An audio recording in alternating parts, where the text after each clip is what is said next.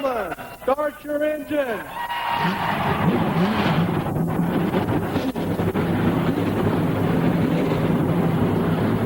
After 2 weeks and nearly 6,000 travel miles, the NASCAR Winston Cup cars are about to be unleashed on the longest and fastest stock car speedway under bright sunny skies and warm temperatures. We're running in the groove, running hooked off with the setup just got right.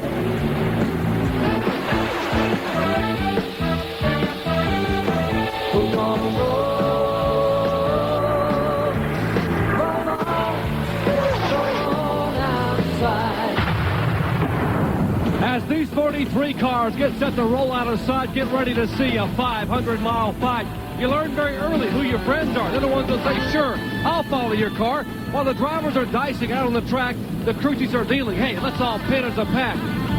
Cooperation's the key. Drafting's the game. One ill-timed move can ruin a driver's good name. But when the white flag waves, put the rules on the shelf. Grab 2 handfuls of steering wheel, because then it's every man for himself. I'm gonna drive like I'm the only driver and the track is all mine.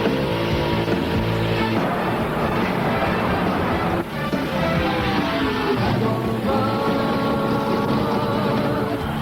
run till the finish line. On the restrictor plate tracks, you can look for 3 guys to take the high road to get their way back into victory lane. Dale Earnhardt, Sterling Marlin, and Ernie Irvan. Ernie Irvan is a 2-time winner here. Between the 3, 16 wins in the 37 restrictor plate races. Sterling Marlin, the defending champion of this race in the last 9 restrictor plate races.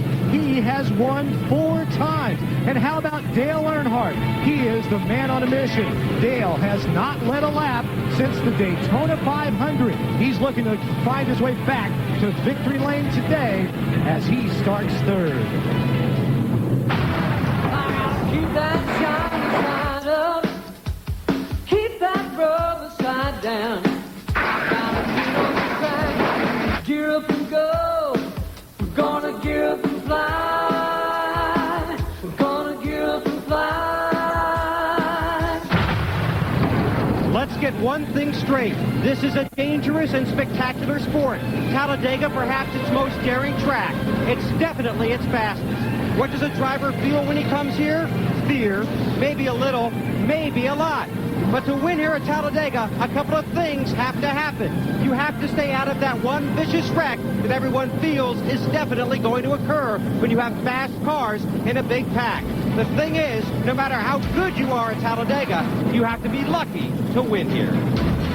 Hello, everyone. Let me introduce you to Dr. Ned Sherritt. Today, an honorary doctorate bestowed on Ned at Lenoir-Rhyne College in Hickory, North Carolina. Congratulations, Well, thank you very much. I appreciate the Board of Trustees at Lenoir-Rhyne College for bestowing that honor upon me. But, boy, we got a race shaping up here today. And, Ned, you seem like always there's one huge crash during the race. Well, it seems it's that way, Benny, and we hope that it won't happen today. But the cars run so close together here at such high speeds, and when there's a little bit of trouble on the track, it's usually not a one-car wreck. It's usually bigger than that. Let's hope it don't happen today. Just some good, hard racing, a lot of passing. Well, you always expect surprises at Talladega, and today is no different. Take a look at the front row in qualifying. Bobby Hillin qualified second a year ago. He missed the race, but Bobby also knows that 2 of the last 3 times this race has been rescheduled, it has been won from the second starting spot. He is flanked by John Andretti, who qualified the same car that sat on the pole here last July. John knows that 8 times first-time winners have gone to victory lane here at Talladega. Maybe today is his turn to shine. Maybe he'll be Talladega's first-time winner, number 9. Mild-mannered Rusty Wallace is really a racing superhero, but the restrictor plate tracks have been his archenemy. The plates have a kryptonite effect on Miller Man, robbing him of his power and points. Often he shows signs of defeating the plate, but in the end, evil has triumphed over good, and Rusty is reduced to a mere mortal. At Daytona, he started 14th, but was zapped of his strength early and finished 41st. Today, our hero tries one more time. He's a former series champ with 47 career Winston Cup wins, but in restrictor plate races, the man of zeal is 0 for 37. At After a disappointing finish at Martinsville, the current Winston Cup points leader Dale Jarrett and his team bounced back with a fourth-place finish last week at Sears Point. He's never won here at Talladega, but he's finished second 3 times. DJ starts ninth today and hopes a strong run in the Robert Yates Ford helps him extend his points lead.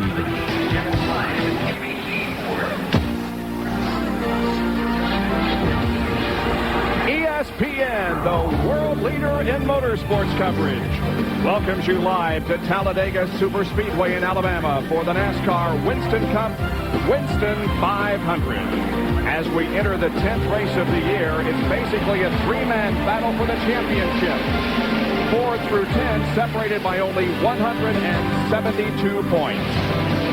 Hi, everyone. I'm Bob Jenkins, and we're just about set to take the green flag and go racing. These drivers have been thinking about this race since the rainout 2 weeks ago. Although they've competed on the road course at Sears Point in Sonoma, California, they've been thinking about this race and surviving the 188 laps that make up the Winston 500 that we are about to see here today. Let's take a look at the starting lineup. On the pole, his second career pole position from Indianapolis is John Andretti. Bobby Hillin has his best career start. Dale Earnhardt has 7 career wins here. Rusty Wallace has his best start in a restrictor plate race. Mike Skinner was the pole sitter at the Daytona 500. Ken Schrader's first NASCAR Winston Cup win was here in '88. Ernie Irvan has 4 restrictor plate wins. Bobby Labonte is 4th in points. Dale Jarrett is in his 300th NASCAR Winston Cup start, and Bill Elliott, the Talladega race, an all-time record holder at 212 miles an hour. Then Jeff Gordon, who won the last race here last fall, and Derry Cope, his best start of '97. Starting 13th, Greg Sachs, second in the 1990 Winston 500, and Lake Speed. On the inside of row 8 is Rick Mast alongside Sterling Marlin, the defending champion. Row 9, Johnny Benson, and last week's winner, Mark Martin. Back in row 10, Jeff Bodine and Jimmy Spencer, Kyle Petty, Robert Presley in row 11. In row 12, the Alabama row, Hutch Strickland and Steve Grissom. Ward Burton, Dick Trickle back in 13th. 14th row, Wally Dallenbach and Michael Waltrip. And in row 15, we have Ricky Rudd and Kenny Wallace. Row number 16 is made up of Brett Bodine and Joe Nemechek, subbing for Robbie Gordon. Row 17 is Ricky Craven and David Green. Row 18, Bobby Hamilton and Terry Labonte. Row 19, Dave Marcus and Ted Musgrave. Those getting in on provisionals in row 20, Jeff Burton and Jeremy Mayfield. Row 21, Morgan Shepard and Chad Little. And Darrell Waltrip in on a champions provisional will start 43rd. So there you have the lineup for the Winston 500. The pace car taking one more lap as the pace begins to quicken just a little bit. There is some debris on the racetrack, we understand, and so we will not get a green this time around. Well, here are the drivers who missed the field. That arrow indicating that Joe Nemechek, although he did not qualify for this event, as Ned just told you, Robbie Gordon is qualifying for the Indianapolis 500 today, and Nemechek will substitute for him. Let's go to Bill Weber for a quick report on pit road. Well, Jeff Bodine felt a vibration in his car on the pace lap, so he brought it down pit road. The crew looked at it. They had a right front lug nut that was loose. They tightened him up, sent the car back out. Jeff Bodine will start at the rear of the field after qualifying 19th. So Bodine catches up with the rest of the field. Well, all that's left now is to take the green flag, to stand on the throttle as hard as you can and turn left. Put your helmet on. Zip up the fire suit tie. Gotta put on your gloves. Get out the door. Gonna gear up and fly. Gonna gear up and fly.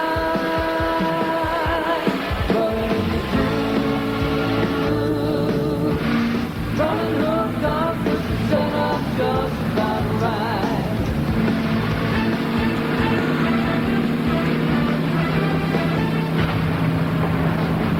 Talladega Superspeedway is the scene, and 2 weeks ago we never thought we would see the sunshine in this area of the country again, but boy, is it beautiful today. Hardly a cloud in the sky. Just gorgeous. They were riding along with Ricky Craven in the Budweiser Ford.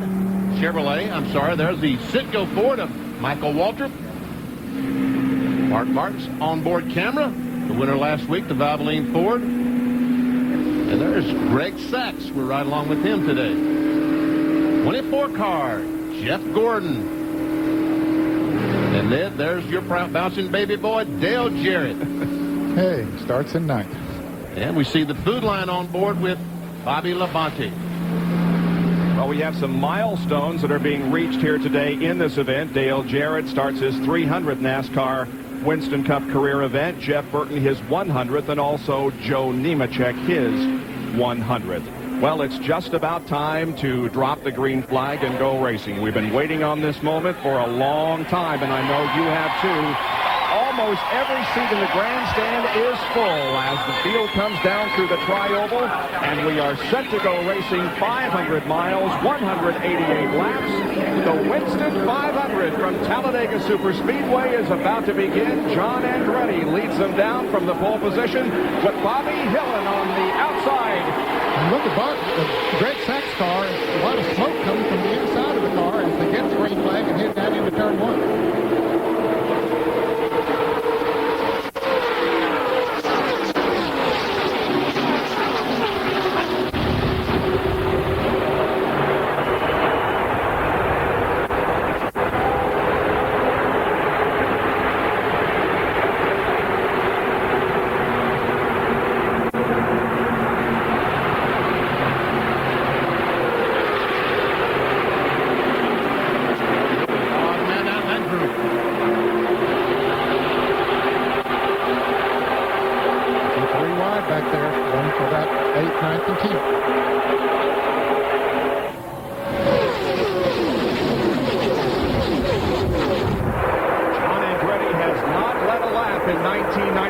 But he has now. The first lap goes to Andretti. Wallace is second, then Earnhardt and Skinner.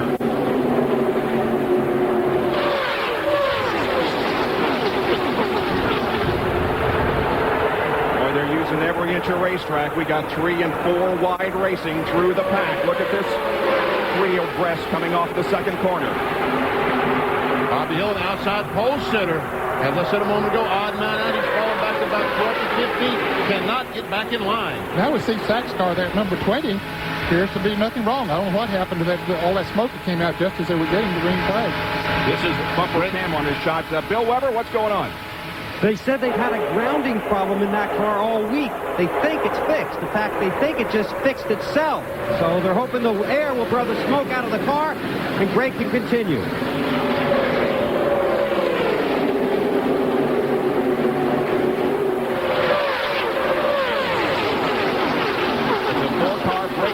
Then the rest of the field led by Ernie Irvin, Dale Jarrett, and Bobby Labonte. Then behind them, 2 abreast racing, Ken Schrader and Jeff Gordon are side by side. I think that group figures they're going to have to single out to be able to run that forcing down up in front of them. Ernie Irvin, Dale Jarrett, Bobby Labonte. Right along with Jeff Gordon. He tries to figure out how can I get to those guys. It's only about 100 yards up there, but folks, the hardest 100 yards in the world to gain.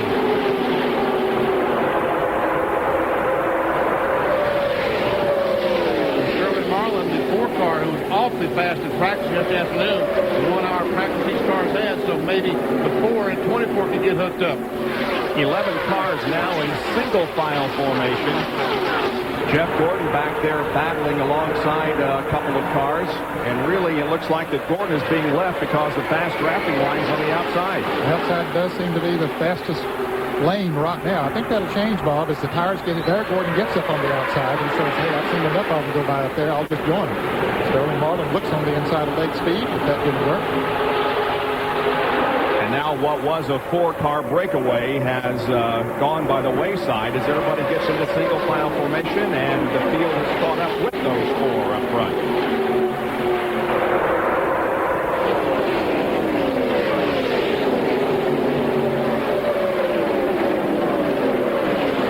Johnny Benson and Dick Trickle are side by side.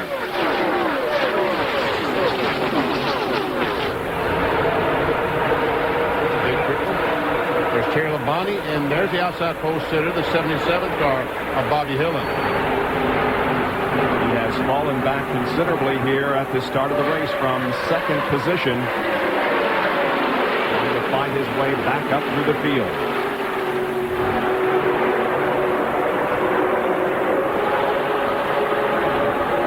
Chad Little in the green John Deere Pontiac up on the outside there, followed with Jeff Burton, who's number 99, going by the 30 car by Johnny Winston.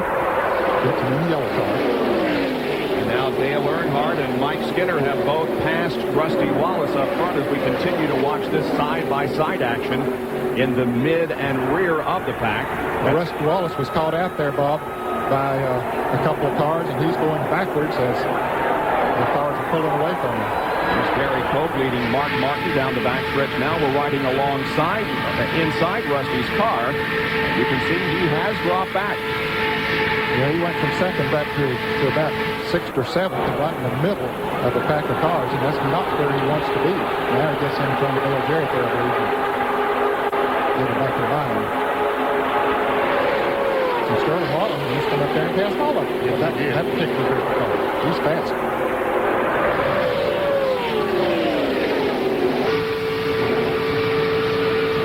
Right along with Bobby Lamont and the through line onboard camera. Rear bumpers, he looks back at late speed. Here's Jeff Gordon's onboard camera. That's Rusty there to the left.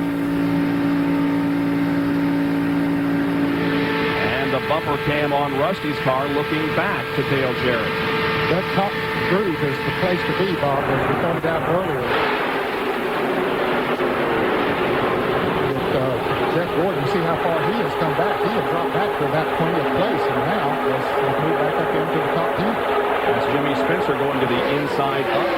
Going to that low line. We'll catch up there and draft off of Bill Elliott and Schrader and Marlin. And there is the top 3. John Andretti leading here with Dale Earnhardt second. Mike Skinner, Marlin fourth. Back at Talladega in a moment.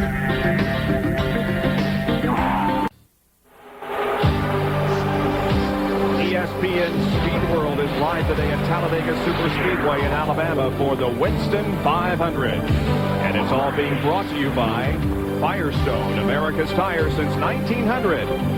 And by Jiffy Lube, America's favorite oil change. Petty is off the pace down in turn 1. As we watch, there's the leaders coming off turn 2, and there we see Petty on the inside going down in turn 1. Smoke coming from the Hot Wheels car, number 44, and Kyle Petty is having problems here in the early going of the race. There are the 5 cars that have broken away from everybody else, led by John Andretti. He's been the only leader so far.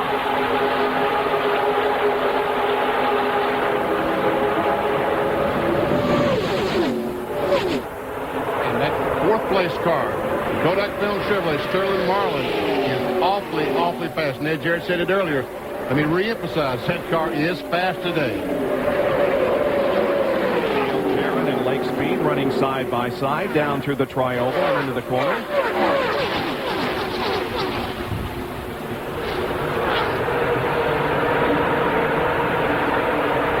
Look how high Chad Little is up on the racetrack. Ward Burton there, 3 abreast again down the straightaway. Boy, Rusty is cleaning that inside. He just worked better than this. And Bill Weber, what happened to Kyle Petty? Dr. Cucci, Bobby Kennedy, engine failure. Kyle Petty will go back to the garage. He's out of the Winston 500. They are very depressed. His first NASCAR Winston Cup start here was in August of 1979. He finished 9th, only has 1 top 10 this year, and he will not get another one here today. I would guess the car burned the piston. They only turn about 7,000 RPMs, which is not a great deal of RPM, so they're not going to drop valves and break stuff like that. But burning the piston is always a problem in this particular racetrack. You can see that second group beginning to move in again once again on the leaders. And the last car back here is Darrell Waltrip. I think he's right where he wants to be, Bob. Darrell, he's still in the draft. He hasn't lost the draft, so. Well, we had 5 cars that had broken away, and then a spread back to 6, 7, and 8. But now everybody has caught up to that lead draft, and we have about 12 cars in the lead draft. And they've completed 13 laps. Mark Martin, Jeff Gordon dives to the inside underneath the 36 car of Jerry Cope. That's Cope on the outside, the Skittles car. And here goes Gordon making it 3 abreast. Whoa, got a great run off the corner and tries to get by Mark Martin, but there's no one there to help him. Nobody to help him, but he's now Bobby Labonte comes up there behind him. Well, he did have a run off that corner to be able to pull in there by himself to get that place. Wow, Greg Sachs really closing up quick. Bobby Labonte. See Sachs in the 20 car, the Hardy's car. And again, we got some cars running side by side, and that means we have a breakaway. Right now, 3 cars are breaking away from everybody else. And that'll allow some of those back, a little farther back to catch back up to him, Bob. Bobby Labonte held his hand up and told the car behind him, listen, give me a little bit of brake going in the corner. Don't run in on the back bumper because I don't know what might happen. I may have to back off the accelerator. And if I do, we've got problems. 20 car is really closing it right on the back bumper of the 36. Sure does. Now the 4 car trying to lead this group up front. And you can see how everybody is now beginning to get sorted out a bit. No longer 3 abreast racing, but rather they settle in, hopefully lined up in a single file so that they can catch back up to those up front. As these guys start the race, what happens is they break up in different packs because if they get side by side, the cars in front of them, nose to tail, they just simply drive off and leave them. There's a group of cars. 3 distinct groups of cars going around the racetrack. There's a lead group. There's a second group.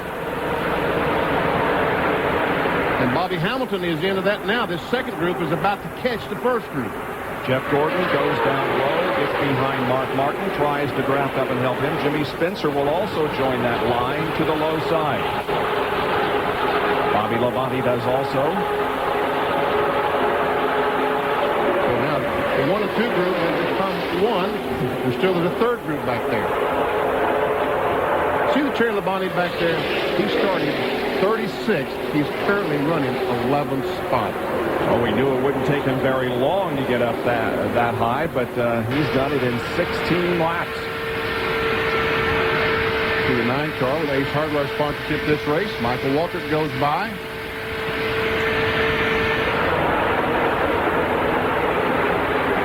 Andretti still setting the pace here. Dale Earnhardt and Mike Skinner, second and third. Here comes Mark Martin, who broke that long winless streak last week at Sears Point Raceway in California. Mark is bringing along Jeff Gordon and Jimmy Spencer. Now, Bobby, seems that the inside line might be starting to work a little bit for him. You see that group there went on by Sterling Marlin down on the inside. Before it was the outside lane going by. Well, they got spread out there for a while, but now it looks like almost the start of the race again. Everybody closing up and battling side by side. And the line up high now being led by Mark Martin up there.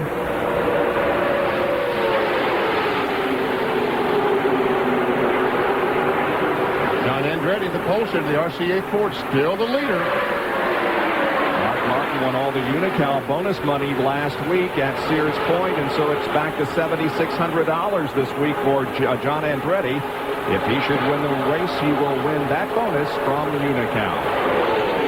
Oh, Skinner's got hung out to dry. The outside lane goes by on the outside. Skinner has no one to go with. So it looks like Martin and Jeff Gordon will go by, and here goes a battle for the lead. Dale Earnhardt wants to lead this race. He has not led since lap 49 of the Daytona 500. He will not get credit for leading that race because Andretti was in front as they crossed the line, but now Dale Earnhardt has taken the lead down the backstretch.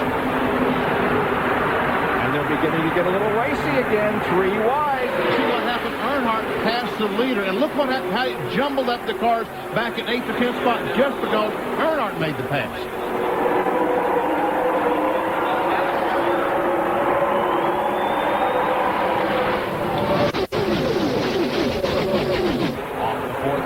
Down through the tri-oval, and Dale Earnhardt is going to pick up 5 bonus points for leading this lap. And as I said, it's the first time that he has led since lap 49 of the first race of the year back in February. He has led 14 of the last 15 races here at Talladega. Jerry Jerry, what's wrong with Dale Jarrett? He doesn't seem to be running very well. Well, Bob, not good news for the current Winston Cup point leader. Todd Parrott told me a moment ago they think they have lost a cylinder. They're on 7 cylinders. They won't know if they can come in and raise the hood and take a look. But DJ says the car not coming up to speed, not getting the RPMs, and apparently there is a miss under the hood. So he's running back about 30th position right now. So Dale Jarrett, the points leader, having a tough day early here. It's Earnhardt, Skinner, Andretti, Martin, and Spencer in the Winston 500. Back at Talladega, and this is the moment of the race where you hold your breath. Look at the racing going on out there and how close these cars are running together. 3 wide, sometimes 4 wide down the backstretch. In the middle is Mike Skinner, and he's trying to get out of that spot, but Wally Dallenbach is down on the inside and Bobby Labonte outside. Get out of that spot. Be abreast. It's not the place to be if you're in the middle. See Dallenbach, the 46 first Union car, great run, but still, you're right, Skinner's in the middle, can't get out. Oh, and he looks like there was contact between Skinner and Dallenbach as they came under the first turn. They're still side by side, and again. Touch again. Wow. Rick Mass, thank God Rick Mass just backed off and let Skinner go in that hole because he had no choice. The car was going for that hole, and Rick Mass wisely in the 75 backed off and let Skinner in. All of this at more than 190 miles an hour.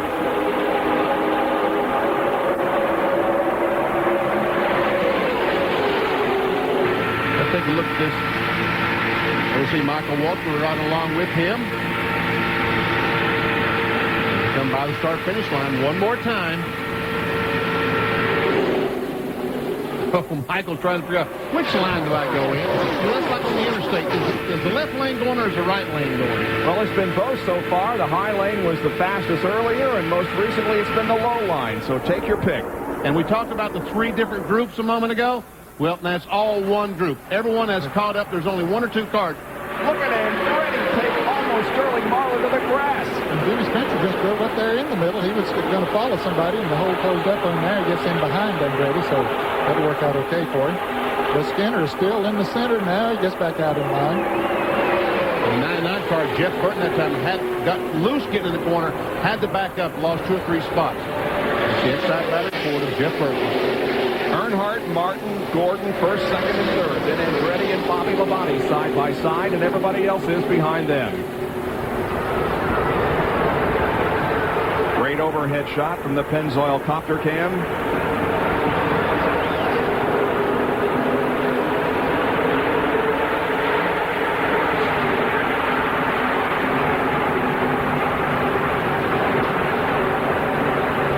Better way to see what's happening overall than this helicopter camera. We call it the copter cam, and it's sponsored by Pennzoil. They're at every race we do, and boy, they can give us some great shots. Look at the whole field here come through corner number 4. Now there are no intervals. Everybody is right together. Yeah, I think 1 car is not in the lead draft other than Kyle Petty, who fell out early on. As they come to the start-finish line, there's 1 car coming through turn 4 up there now. Mark Martin would like to lead. He's on the bottom and goes to the front of the field. Here comes Jeff Gordon now right behind him, putting Earnhardt for the moment back to 3rd position. And Mark Martin led the most laps in the Daytona 500. That 1 car that we mentioned is not in that lead draft is David Green in the Caterpillar Chevrolet. Now let's see what Jeff Gordon will do. This is in Mark Martin's draft as they come through the 3rd and 4th corners.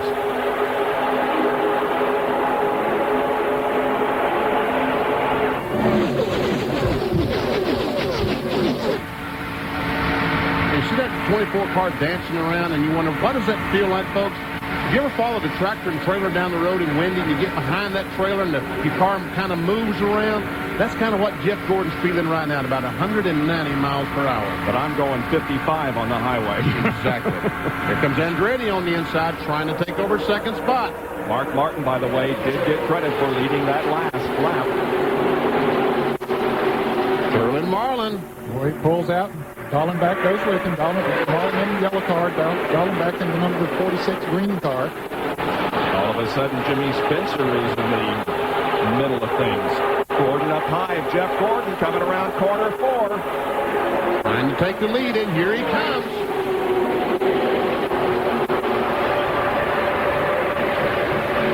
Battle to the line. Who will it be? Looks like Martin is going to hang on to the advantage, but just by a nose. Boy, it was close. Well, if that had been the last lap, I think there'd been a photo finish.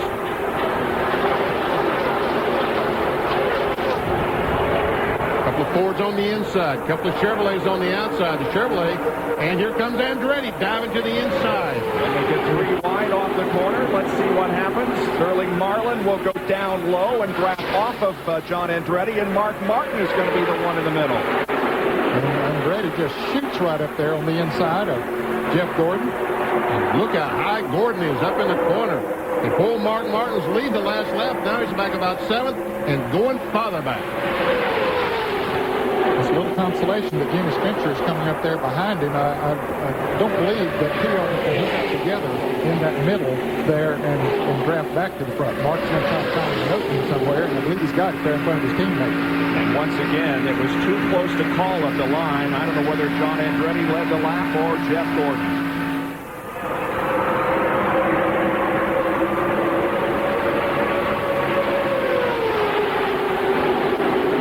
Fast cars on the inside, the 4 and the 98. The 2 very fast cars on the outside. There's that Strickland coming up, making it 3 deep on the inside of Jimmy Spencer. And it seems like Spencer is in the middle of the lap. Yeah, he sure is. I don't know if he's content to be there or if he's just a victim of circumstances.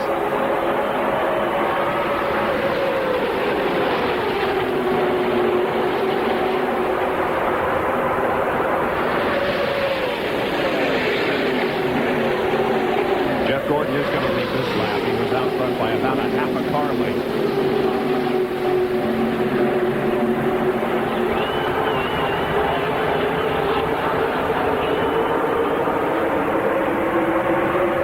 Jeff Gordon going for a bonus of $100,000 today. This is a race, of course, in the Winston Million. If he can win 3 of them, he wins $1 million. John Andretti, when he goes up close to these guys, he's trying to make both those cars block the air rather than one. He's trying to make both cars block one groove for him. As he's down away from this car, he's having to push the air himself. He moves up close to the car. He's hoping both those cars. Here comes Earnhardt. Boy, he just made a left-hand turn, moved down to the inside, and takes the lead. Yes, he does. And Bobby Labonte will come along with him down on the low line. Riding along with Bobby in the food line onboard camera. Jeff Gordon suddenly back to 3rd and is about to lose it to John Andretti. Gordon back to 4th. Sterling Marlin trying to put him back to 5th. Great racing continues here at Talladega. We have completed 31 laps. It's been clean, but it's also been extremely exciting. The all-time record for lead changes came in 1984 here at Talladega, 75.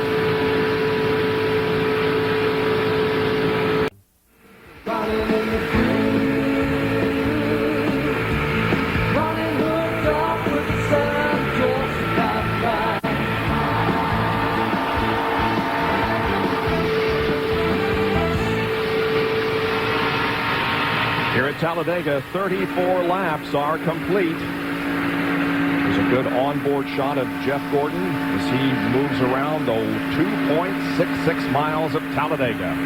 Watch him as he turns the steering wheel. You see very little effort. He's not working that wheel back and forth. And he sees in the straightaway. Now he turns in the tri-oval section of the racetrack. 18-degree banking.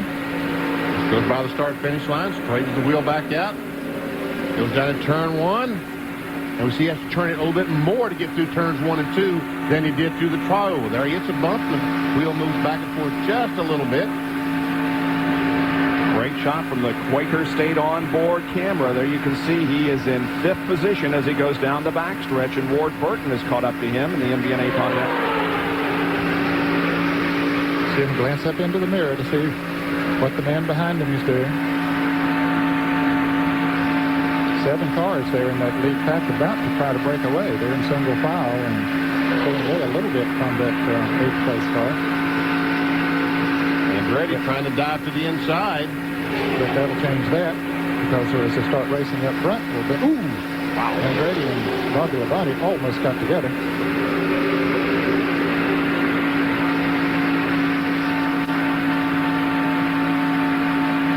Well, that was close, but you would have never noted if you're looking at Jeff Gordon here. You see Bobby Labonte, he backed off because of that, and you see he's still trying to get back up to speed. It's now 1 mile later. He's still trying to get Interstate Batteries Pontiac back up to speed. And the 77 is coming back up through the field. He started second, lost several positions, went back into the 20s, and now he's back up there with the leaders, and he's being very patient. Bobby Hillin in 77. You're going to have to be patient before this day is over. You cannot use everything up. Use up your car or someone else's this early on. Once again, we're giving 3 different groups of cars. Hillen's hung out on the inside. He's trying to get back in line. Jerry Punch has more on Bobby Hillin. At the start of the race, Bobby Hillin got shuffled out of the draft. You saw how quickly that can happen here at Talladega, back to about 27 starting spot. But Bobby had an agreement. They were actually talked with Brad Parrott prior to the race, and he was going to try to hook up with Dale Jarrett and draft together early in the early lap. But DJ ended up losing the cylinder, so his drafting partner was falling back, as was Bobby, so he had no help for a while. Now he's managed to find some friends and draft back toward the front. Yeah, but got shuffled back a little bit there as Jimmy Spencer comes up on his inside. You watch the Mark Martin's car. Spencer wanted somebody to come with him. Here's Sterling Marlin making a move up front. All alone down on the inside. Let's see if he can make it happen. It'll be awfully hard to round the plow down there by yourself, I'll tell you that. But we have seen that race car in the past. Look at Andretti. Woo, did he get a run on? Wow. And Earnhardt, it seemed like all of a sudden saw him and said, whoa, go ahead.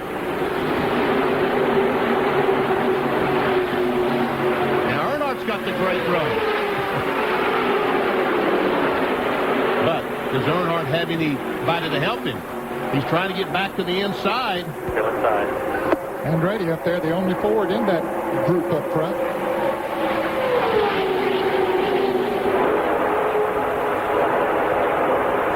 Mike Skinner, his teammate. It's all clear behind the 3 if you want. And Jeff Gordon's going to go out on the outside. Okay, you're on the inside, or middle. Yeah, he's in the middle. Clear behind the 31. Clear behind the 31.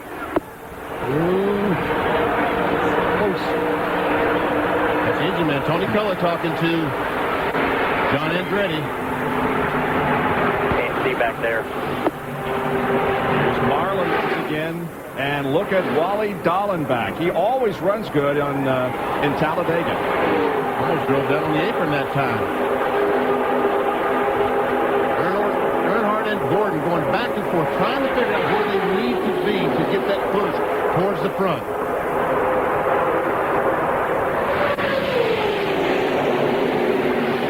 And those 3 groups of cars I was talking about a moment ago, back to 1 group.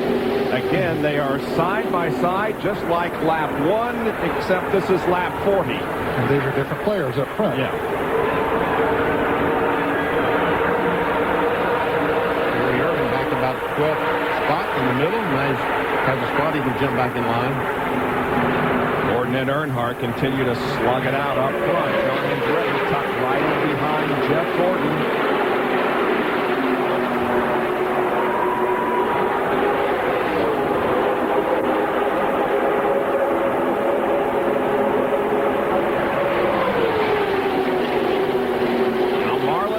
Goes to the inside, and look at the line forming behind him, and they're going to head Dale Earnhardt out.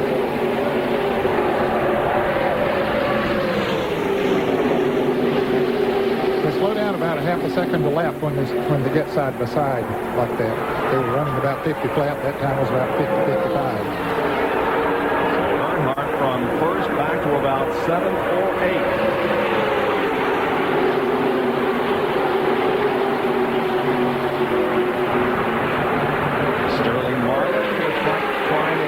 Second position as Mike Skinner is with him. Earnhardt in the middle there. Yes, he is.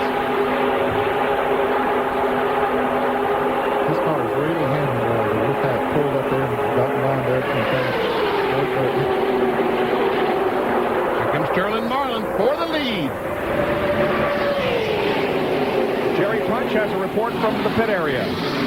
We have just heard from at least 3 or 4 different drivers reporting to their crew chiefs, which have now gone to some of the NASCAR officials reporting oil on their windshield. They're talking about 3 or 4 cars in the front, 10 or 12, and have said they do have some oil on their windshield, and they have no idea who it's coming from.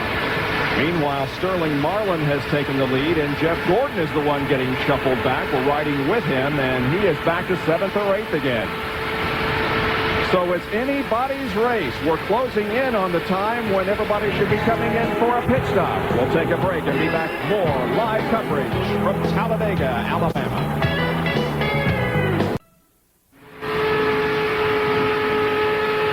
45 laps completed in the Winston 500, and Sterling Marlin, a 2-time winner here at this speedway. He won this race in '96 and the summer race in 1995. He is the leader. We're on board with Rusty Wallace, and let's show you the top 15. Sterling Marlin started 16th, Skinner is 2nd, and Andretti, Earnhardt, and Ward Burton. Jeff Gordon back in 9th spot. Bill Elliott in 14th and Schrader. They're 16 through 30. All these guys in the lead draft. Jeremy Mayfield doing okay.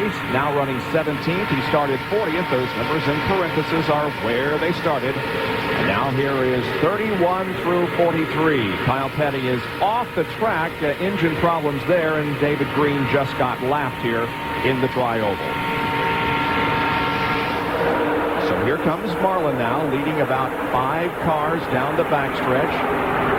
Just 6 cars, and then a bit of a separation back to Dahlin back in 7th. Mike Skinner 2nd, and John Andretti 3rd. We heard Jerry Punch say that some of the drivers were complaining that there is oil on their windshield, and they're looking closely at the 46 car of Dahlin back to see if it's coming from his. Green just made a pit stop. He's just gone a lap down. Come in and make his pit stop. They cannot tell if Dallenbach is the one guilty of losing the oil, but when he comes in for a pit stop, they will check the car and that time make a determination. You see Dallenbach back in about 7th or 8th spot. There's David Green, who just came out of the pits. Comes Bill Elliott. Mickey Rudd. Well, we have a report that Bill Elliott might come into the pits this time. It's getting close to pit stop time. They'll be completing the 48th lap when they come by this time. That's about equal to 50 laps at Daytona, and that's what they normally run at Daytona. No indication. No. Yes, here he is. Yep. Bill Elliott, the first car to pull out of the lead draft, and no one comes with him. Here's Jerry Punch. 65 miles an hour. They wanted to hang about 2 more laps when we're going to see wholesale pit stops around lap 50, but Elliott on the fuel mileage situation could not afford to wait and run out of gas. Here's the McDonald's Ford Thunderbird. They will change only 2 right side tires. Green flag pit stop, Talladega, the tire wear not a factor. Only right sides for Elliott. Trying to get it full of fuel. Right front, right gear on, second can of fuel up. They hold the weight on the gas as he is down and away. 13.5 seconds for 2 tires. And it's going to be tough for him to stay on the lead lap. Yes, it will, but the others will be coming in, Bob, here pretty shortly. Let's see if they're coming in this time. Nope. The leaders aren't, at least. Nope. Top 6. Top 12 stay out. So, Bill Elliott is going to be on his own. Catch back up in the field. Here comes Dick Trickle and Johnny Benson. For 4, 3, 2, 1. That's good. That's good. John Carnan can see Dick Trickle. Dick Trickle's engine momentarily stalled, but as soon as the first can of fuel went in, he fired it back up. The engine is running. They were going to make a chassis adjustment in the right rear. Only 2 tires. Let's go to Bill Weber. Watch your pit road speed. Watch your speed. And he's away. 2 tires for Benson on the right side. He's away. Wasn't happy with his car yesterday. Made some big changes this morning. But so far it hasn't turned out as planned for Johnny Benson. Here comes the leader, Bill. Sterling Marlin headed down pit road. Some of the others stayed out there. Ricky Rudd coming down pit road as well. In fact, there's about 10 or 12 cars that are coming in right now. Rudd, Strickland, Dillon, Grissom, others coming in. There's Greg Sachs flanking off and hitting his pit stall. Kenny Wallace, Brett Bodine. Steve Grissom, she said. Here's Jerry Punch. Right side tires on the Jasper Engines Federal Mogul Ford of Bobby Hillin, who qualified second. After being shuffled out of the lead draft, he had worked his way back into the top 15. Right side tires, they cleaned the windshield. As you watch these cars go by, here is Jeremy Mayfield down on the way. A number of cars pitting. Next time by, we should see the leaders come on the road, including Jeff Gordon and a whole slew of cars coming down for what should be a two-tire change. Well, a whole slew of cars are right now trying to get out of the pit area, and they have successfully. With Bobby Hillin among those last out. Now Jimmy Spencer has come in for his stop. And the crew goes to work. Ooh, coming very close to going over that line there. They had to push him back just a little bit. It's Rick Masbrock at the bottom of your screen there that came in. There's Ricky Craven now at the bottom of your screen on the red Chevrolet. Just everyone changing right side tires and filling them up with that Unical gasoline. So he's over to Skid's car. That's Vince. Craven is down and moving. Now another big track of cars will come in this lap. And this group is going to include Andretti, Earnhardt, Gordon, and others. Here they come. Oh, and Andretti almost runs in the back of the 31. John Kernan. Down in Bobby Labonte's pit, he had run as high as second, but got shuffled back. He worked his way back up to sixth. It will be a two-tire change. Jimmy Maycar in the group. Only two tires. Let's go to Bill Weber. Right side for Earnhardt. He has an opening right in front of him. They're waiting only on the fuel. The tires are on. Now Earnhardt's away. Jerry Punch. Jeff Gordon, 2 cans, 2 tires, no adjustment. They pull the jack. And Garrity is down and away. Earnhardt goes by. Bobby Labonte goes by. There is Skinner. Likewise, 2 tires only for John Andretti in the RCA 4. Oh, looks like Waltrip had a tough time getting out of the pits. Now he's okay. Wow. And back onto the racetrack they go. And the amazing thing is there's no cars going by. Now finally here comes Sterling Marlin to try to pass this group of cars. Rusty Wallace leading Ward Burton, Mark Martin, and Jeff Burton. Now these guys are running about 100 miles an hour, and just behind them, in a second, we're going to see some cars running 190 miles per hour. Now, we're at speed now. They're probably up to 130, 140. But you can see them. The 4 cars, Sterling Marlin was coming like a house of fire. Here's Jerry Punch again. Ted Musgrave in for his pit stop on the Family Channel Prime Star Ford. Right side tires going on, getting it full of fuel. A little trouble with the right rear. They finally get the lug nuts tight. They're waiting on the gasoline. And now he is able to get down and away as the field comes by.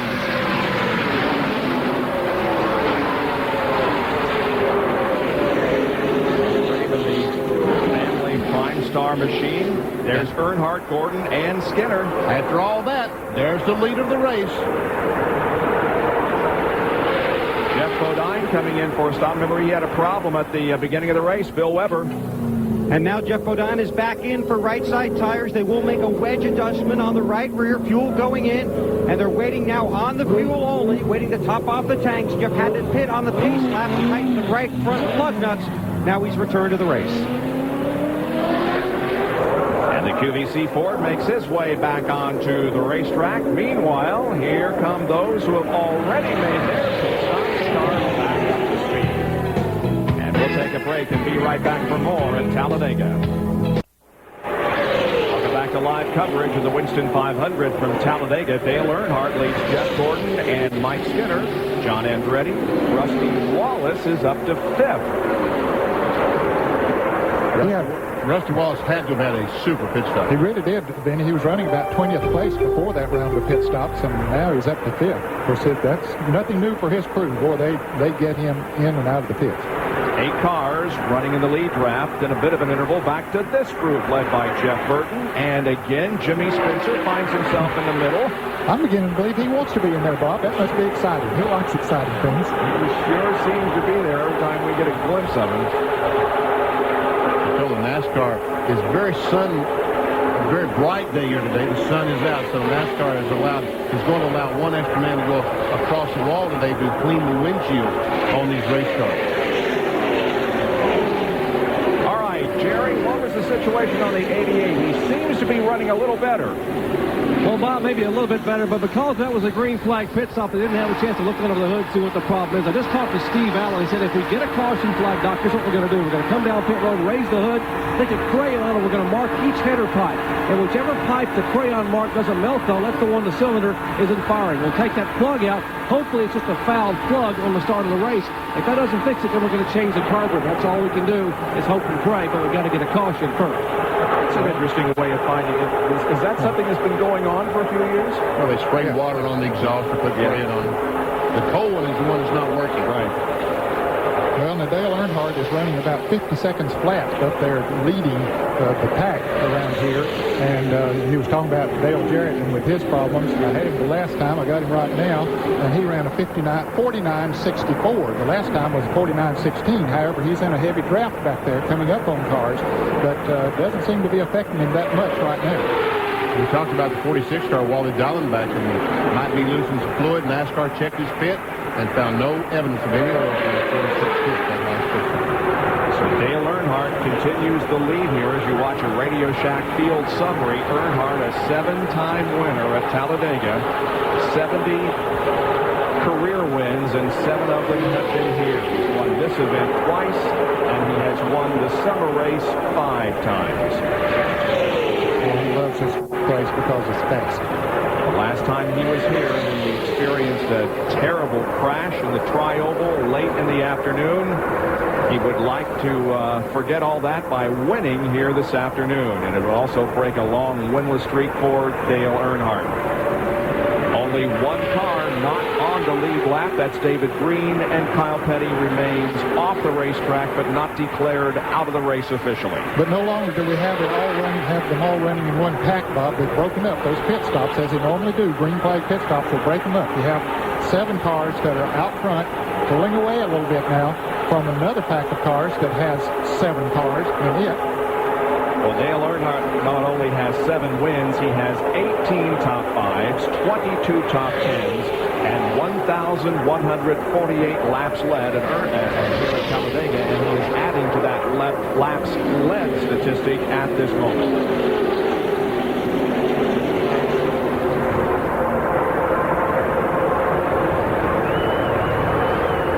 Okay, now let's see. We talked about how they're broken up into groups. There's the lead group. Here's the second one, about 7 cars. Yeah, the 7 cars in each, Bob, in the lead group and also in the second group. Ward Burton and Jeff Burton lead that group into turn number 3. Jeremy Mayfield also right there, along with Labonte Bobby. Now, Benny, that's a good situation. If you got a brother there to draft with, you can sort of trust him. Yeah, if there's anybody in your trust, it would be your brother. Now, here's the big group of cars. The third group is the big group. There must be 15, 20 cars in that one. And they're being led by Spencer. Dick Trickle.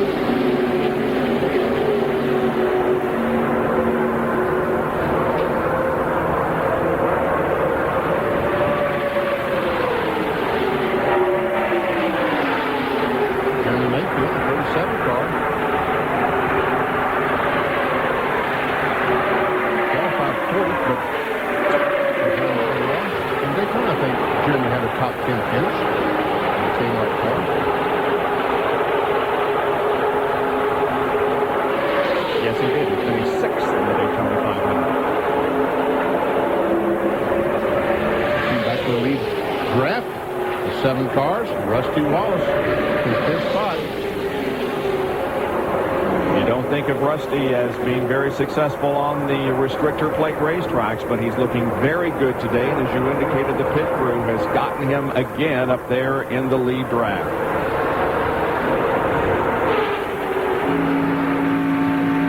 You see the Jeff Gordon right along with him, the 1-800 and Merrill 2. You know, Hendrick Motorsports, the guys at the race shop had a donor drive about a month ago. And I saw them yesterday. They are so excited. They found a potential match for someone, not Rick Hendrick, but for someone with leukemia, a potential match at Hendrick Motorsports. They are pumped up about that. That is great. Here's Bill Weber. Okay, down here in the Dale Earnhardt pits, I just talked to Mike Thomas, one of the tire specialists for Richard Childress Racing. These are the right side tires that just came off Earnhardt's car. He says the temperature is perfect. He said the wear is perfect. He says Dale says the car is perfect. Earnhardt hasn't been able to say that very much. He's in the lead right now. But come back here and let me show you one more thing that isn't so perfect. The paint that says Goodyear on this right side tires. It's made contact somewhere at about 190 miles an hour. It's a good thing you got that one off, Dale. There he is, Earnhardt leading. You see the white number 3 on the left door. Well, on the right door, the number 3 has a black mark. It has a donut on the right side. See it there as he goes by? So when he rubbed the Goodyear off his tire, also someone else rubbed the Goodyear off their tires. They rubbed up against the 3 car. Earnhardt comes into this race 7th in the point standings, looking for his 8th NASCAR Winston Cup championship in '97. And Jerry Punch has more. If you look at the driver's side door on the RCA Ford of John Andretti, you might want to find out where Earnhardt got his tire rub from. Early in the race, when Earnhardt made the move past Andretti, John said, hey, I just think I got intimidated up here, but it didn't work. He passed me, but I'm coming back. So that may be where those little donuts came from. Andretti's got one, too, right beside him in the driver's door. Well, there for a while, it was hold your breath time, but now things kind of slow down, especially up in the top 2 groups. There's nose to tail and just content at the moment to stay there. We are on record. The track record is 186.288, and the average speed right now is 187.6. We have had no cautions yet, and let's hope we don't have one. Everyone's being very, very patient and playing it very smart at this time. Bob, I mentioned a moment ago that Earnhardt was running laps at about 50 seconds flat. He has picked that up now. He's running about 49.60 seconds, and that's close to the qualifying speed here of John Andretti. I think he ran about a 49.45 or something like that on his qualifying record. Here's once again the overhead shot from the Pennzoil copter cam. As the field moves through the 4th quarter and here in front of the grandstand, and there you can also see, in addition to the distinct packs that are running around here, remember this race was supposed to be held 2 weeks ago, and look at the grandstand. It's almost full. Bobby Hamilton now passes Dale Jarrett as the points leader. Jarrett is struggling with a cylinder problem. The advantage that he carried into this race, 40 points over Terry Labonte. Dale Earnhardt continues to lead. Second is Jeff Gordon. Mike Skinner third. John Andretti fourth. And Rusty Wallace fifth with 66 laps complete. Well, you're riding along at 190 miles an hour plus with Ricky Craven. Looking back on Wally Dallenbach and Joe Nemechek substituting for Robbie Gordon. Here's a Radio Shack Field summary. The top 15 as they stand at the moment. Like Jeff Burton and Jeremy Mayfield are the ones that have really made a great climb here in the first 69 laps of the race. That's where Ward Burton started in 25th. Worked his way up to 8th spot. I think looked 16 through 30. Dave Marcus doing pretty good there in 22nd position, having started 37. And we see the 2 points leaders, Dale Jarrett and Terry Labonte, running right together in 23rd, 24th. So neither one of them having a particularly good day. And the remainder of the field now. There's Nemechek in substitution for Robbie Gordon. Steve Grissom delayed surgery on his foot so that he could compete in this race. This was, of course, supposed to be an off weekend, and he was going to have surgery, but it says now he doesn't even know whether he'll have surgery. And he's feeling well. And nothing has changed in the lead draft. It's still Earnhardt, Gordon, Mike Skinner, running nose to tail. As long as the second place car chooses not to pull out, that's where they're going to stay, in a single file. And they realize that they're able to stay a distance between them and that second pack, and know real well if they should start racing up there, that pack would catch up to them. There's Robin Pemberton, Rusty Wallace's crew chief. That's Rusty there in 5th. And Bill Weber is down in Rusty's pit. Well, the great run for Rusty Wallace as of right now. He did say this is his best ever Superspeedway car. The good news is he had a fast pit stop. The bad news is it was probably too fast, 9.87 seconds. He was supposed to wait until crew chief Robin Pemberton told him to go.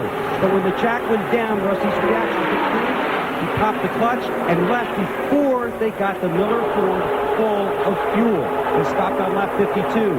How much further can he go? They're working on that now. But Rusty will need to pit before everybody else. I think Ned speculated that might have happened, that he didn't get the tank full of fuel. He made up a lot of positions, although his pit crew has been known to make up a lot of positions in the past. But he made up at least 15 positions on that green flag pit stop. That's a great shot, isn't it? Look how relaxed Rusty is. He just waving back to the car behind him, Sterling Marlin. Like a Sunday drive, waving to your neighbors and going on down the highway. You're on the outside of it now. Now, if this thing should go green all the way, I'm sure that most of them will plan to make just 3 pit stops. And Rusty would have to make an extra one, and that would be detrimental. Yep. Now Sterling Marlin and Mark Martin come up on the high side and pass Rusty. Try to pass Rusty. Almost, yeah. And meanwhile, what they did when they pulled up on the outside, they let that group behind them gain about 1 second on them. Exactly right. Just happens that quickly. 2 cars get side by side, and that group back there is coming on. So instead of a 7-car lead draft, it's going to be about 15 minutes here shortly or more. It also has allowed a little bit of separation among the top 3.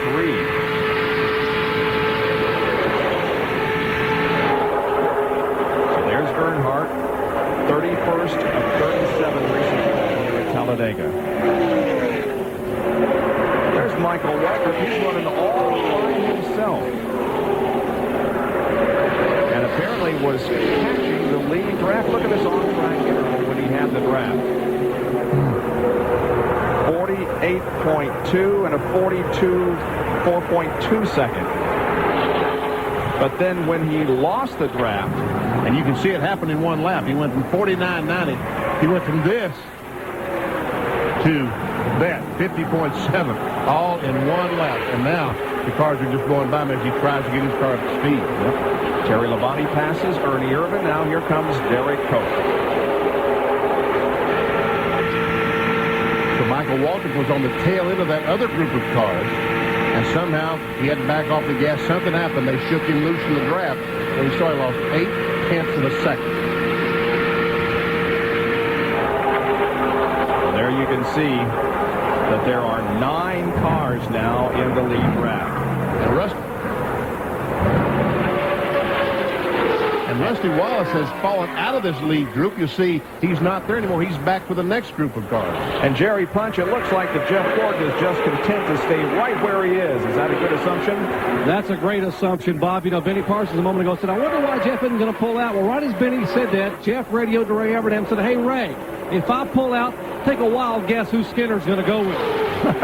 Right. That's Mike Skinner doing a great job there. And John Andretti is trying his best to figure out, now, what can I do to pass these guys here? He really and truly, moving back just a moment ago, was very, very aggressive. That said, I want to get by. Now he's told Sterling Marlin, I want to go by. So Sterling pulls up behind him. They're going to try to get a run now and work on these guys up there. So there they are down the backstretch, and a second distinct group right there, and Rusty is in that second group in the middle of it, so he has lost several positions just in the last few laps.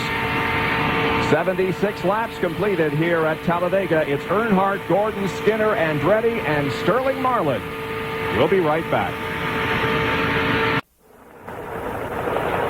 Back at Talladega and the Winston 500, Dale Earnhardt continues to lead. Now, don't forget, this is Saturday afternoon, not Sunday.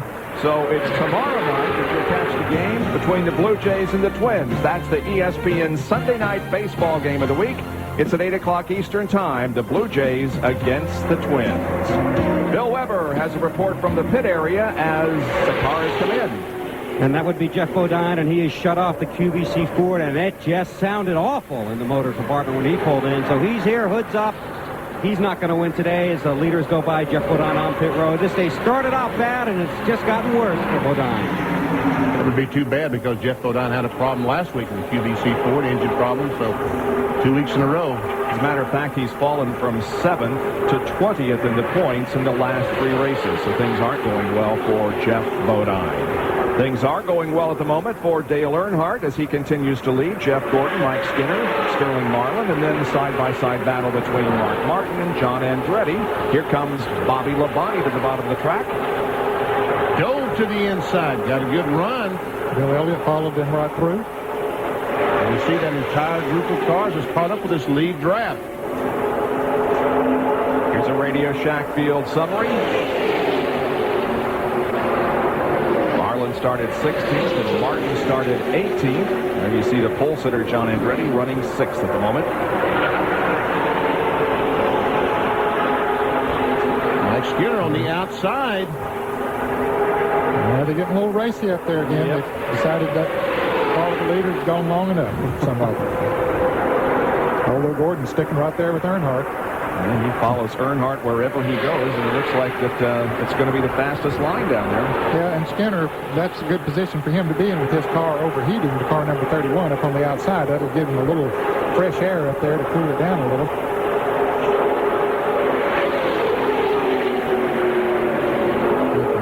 We did have a report from the pits that Skinner's car was water a little bit warm, and he could not stay in line the way that he needed to or wanted to, actually.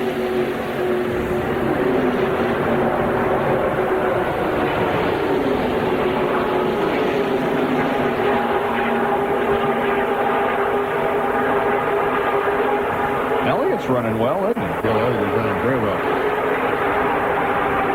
Got 3 cars right behind the lead pack, led by Spencer. It also includes Mayfield and Rudd. And I think they're catching that lead pack, especially since they've started that side-by-side racing up there.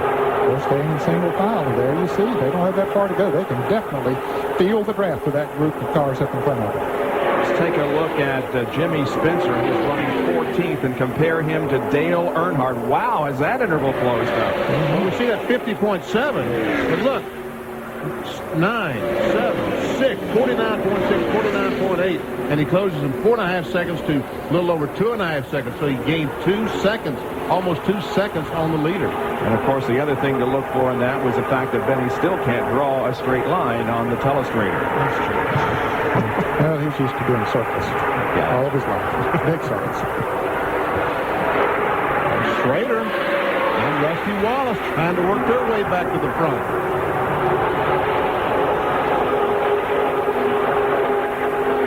Well, you're just as fast as the fellow in front of you, aren't you? Yes, sir. Well, that's it. Yep.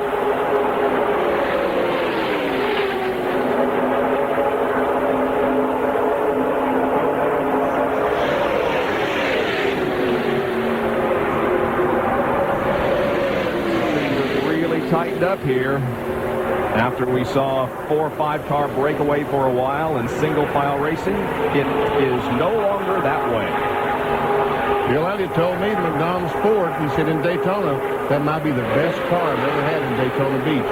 And he wasn't so frustrated that the guys that the Hendrick cars teamed up on him and passed him. He was frustrated that he did not have a chance to race them back.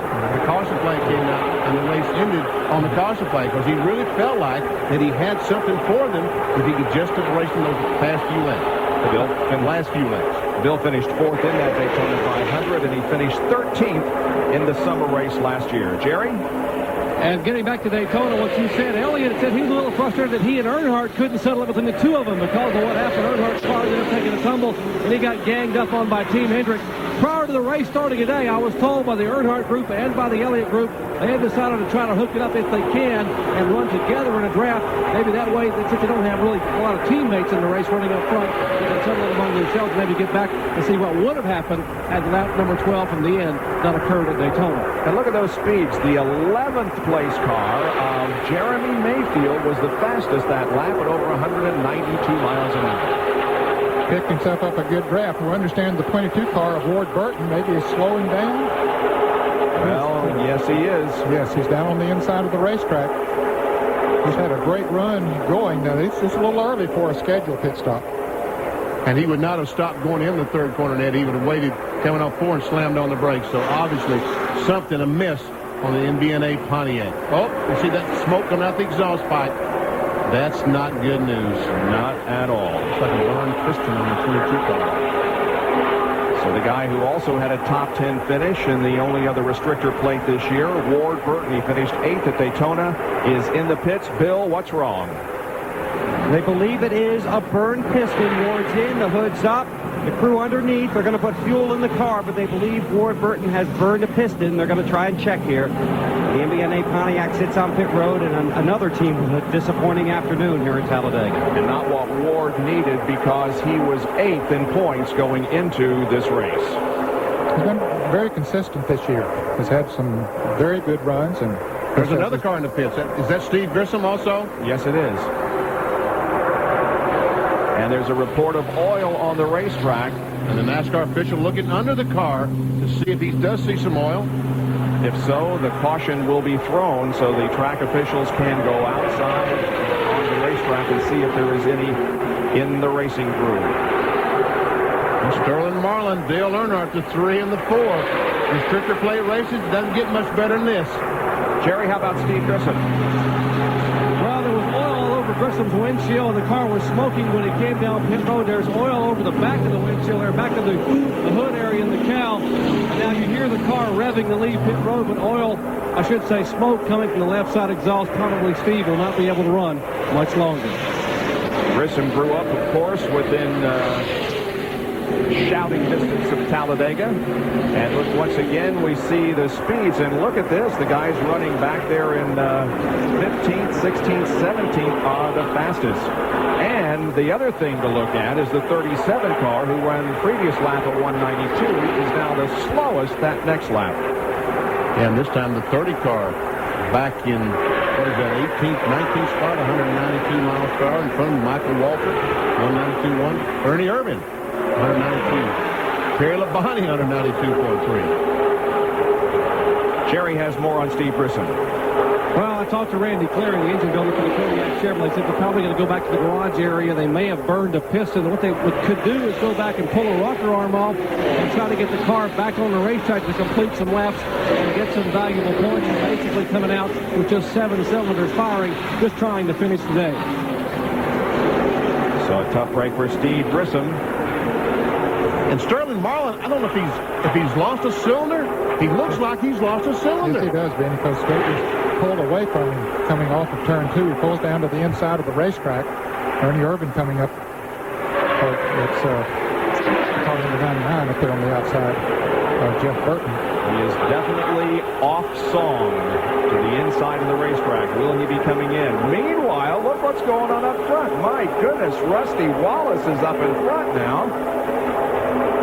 And Dale Earnhardt finds himself battling for second position, and John Andretti is down on the inside with no help. Now here comes Ken Schrader. And Rusty Wallace has taken the lead. How about that? Impressive performance for Rusty Wallace, his third consecutive Winston 500 lead, but he has 4 DNFs in his last 6 starts here at Talladega, and there goes Earnhardt. Yeah, his lead's short-lived.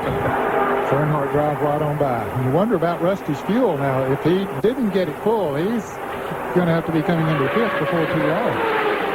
Working lap number 91. He's coming in. I saw Rusty Wallace waving. That's telling the cars behind him, I'm going to make a pit stop. Don't get behind me. We are 3 laps from the halfway point, so you know that this is unusual. Here's Jerry.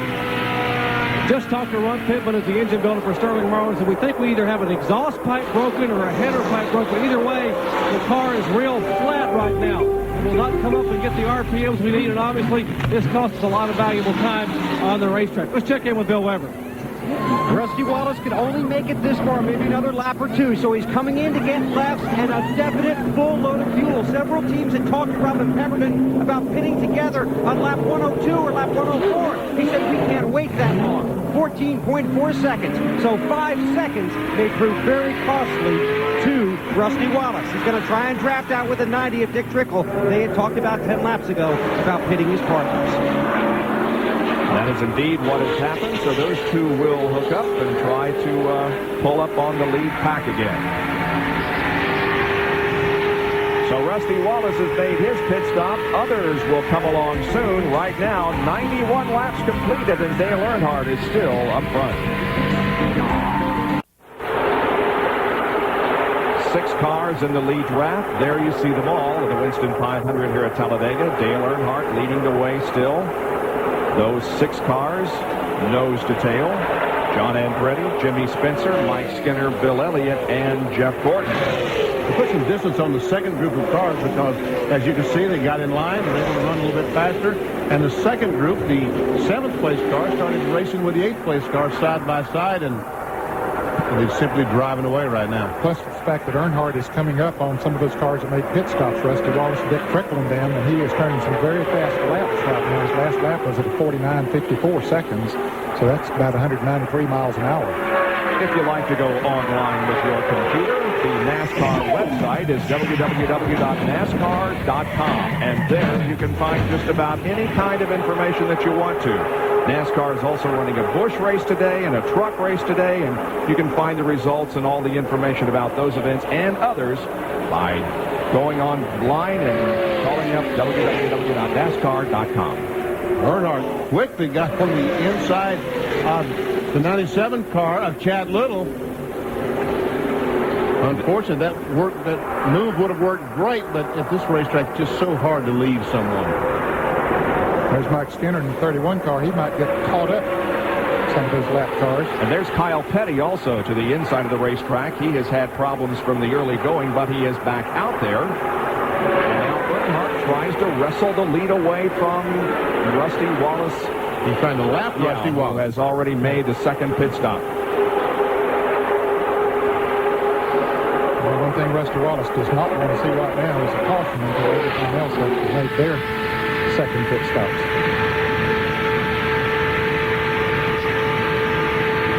Jimmy Spencer, boy, he's having a good show, huh? And a terrific run today, Spencer.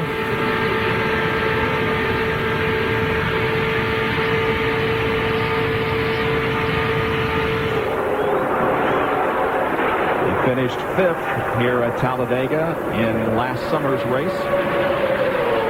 There are Kyle Petty and Chad Little running side by side.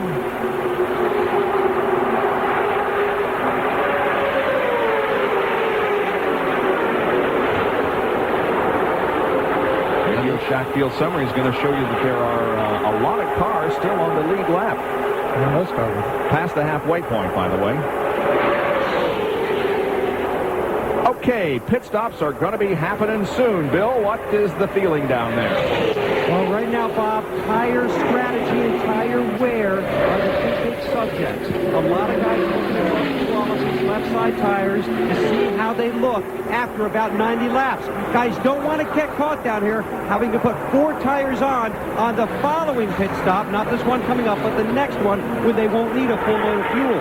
So if you wait 3 more seconds, 15 seconds for 2 tires, you top off, you use 18 seconds for 4, you might want to put your full on now, or if you got the fuel.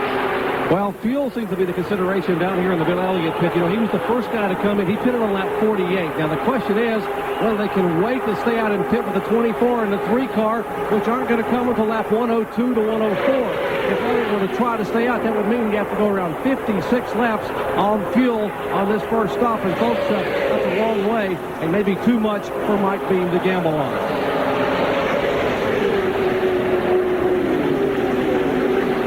Those pit stops coming up shortly. But right now, Dale Earnhardt continues to show the way. He has led 61 of the first 98 laps. We have had 8 different leaders and 12 lead changes, and we have not seen the caution flag at all this afternoon.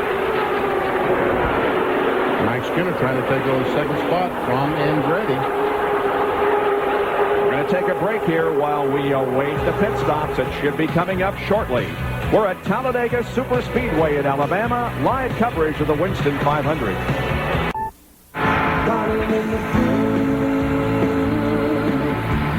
Running hooked up with the sun just about right.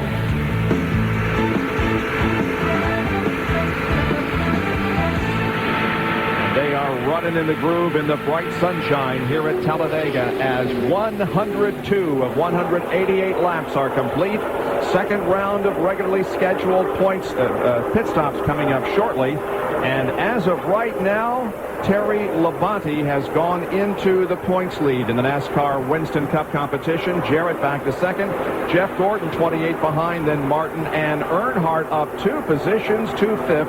That's as if points were awarded right now. Bobby Labonte would lose 1, Jeff Burton lose 1, Hamilton up 1, Rudd up 1, and Michael Waltrip would move into the top 10 from 12th position. Several cars making pit stop. Bobby Hamilton coming out. Brett Bodine coming out of the pit, so is Chad Little and Jeremy Mayfield. And here's more coming in. Bill Elliott, Jeff Burton, Ricky Rudd, and Ken Schrader.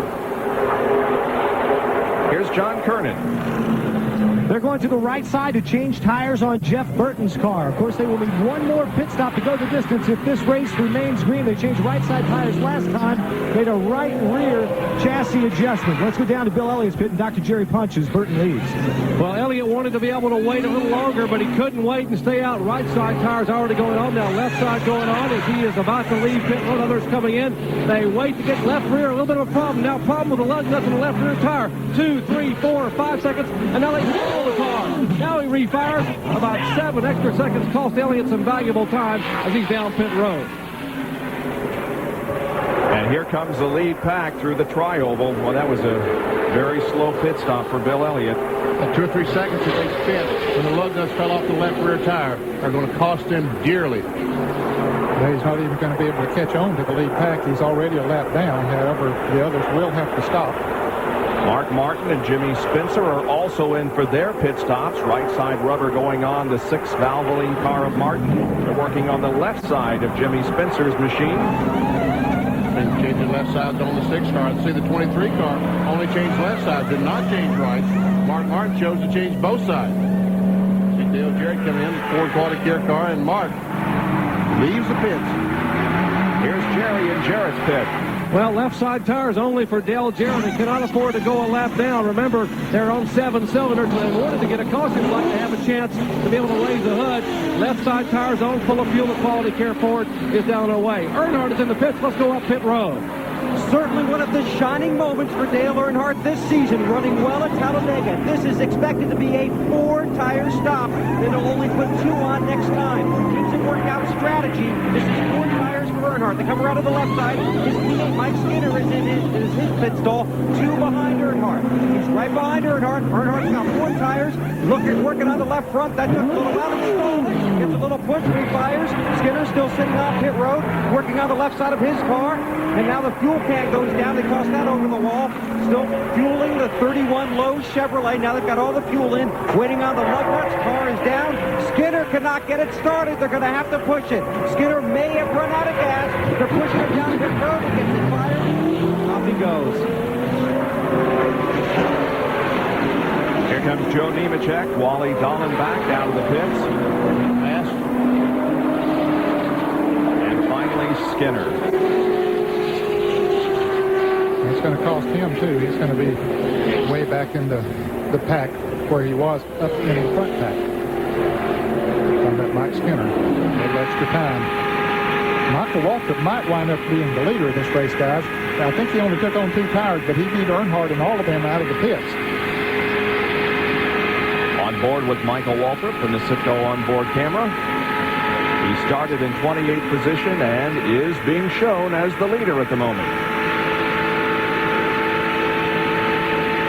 Well, now NASCAR may say that the 4 car is the leader. I don't think that the 4 car, if that's the case, the 4 car hasn't pitted yet then of Sterling Marlin. There he is running by himself, and he has not pitted, so he would be the leader of the race.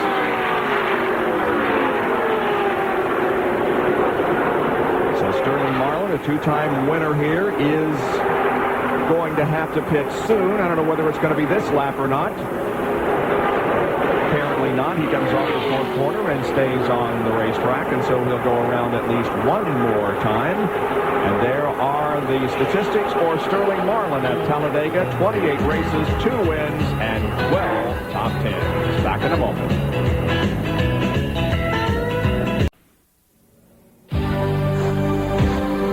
ESPN's live coverage of the Winston 500 here on Speed World from Talladega Superspeedway in Alabama, being brought to you by Daytona USA, the ultimate motorsports attraction. By Texaco Havoline Formula 3 motor oil. Add more life to your car. Take it to the star. By the more than 1,525 AutoZone stores across America. AutoZone, the best parts in auto parts. And by Team Monte Carlo Chevy, the cars more champions trust. Well, Sterling Marlin has made his pit stop, and that gives the lead to Jeff Burton. He took the provisional to get in this race. And there he is, running behind Greg Sachs. Second place is Ricky Rudd, and then is Ken Schrader. These cars come through the trial to the start-finish line.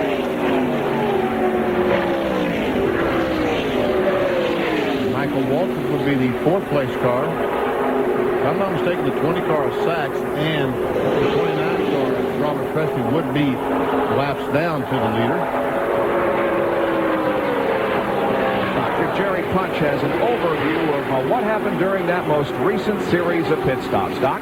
Well, Bob, so many cars came on the pit road at one time on lap 105. We watched the 3-car pit stop in the 31 who had run out of fuel, but at the same time, down pit road, Jeff Gordon was pitting, as was John Andretti. Both those cars put 4 tires on.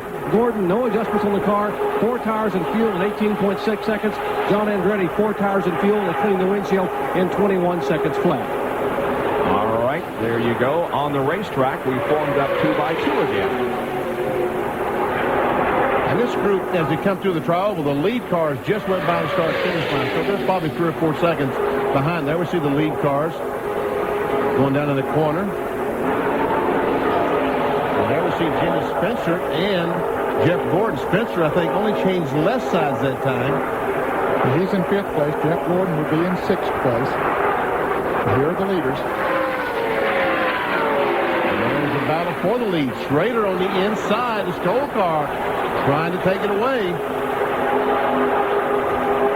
That's about to make that run. But that's exactly what Jeff Gordon and Jimmy Spencer want to see, is those guys up there racing side by side.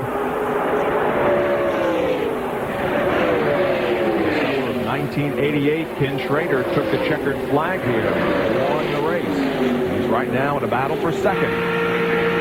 On board with Michael Waltrip.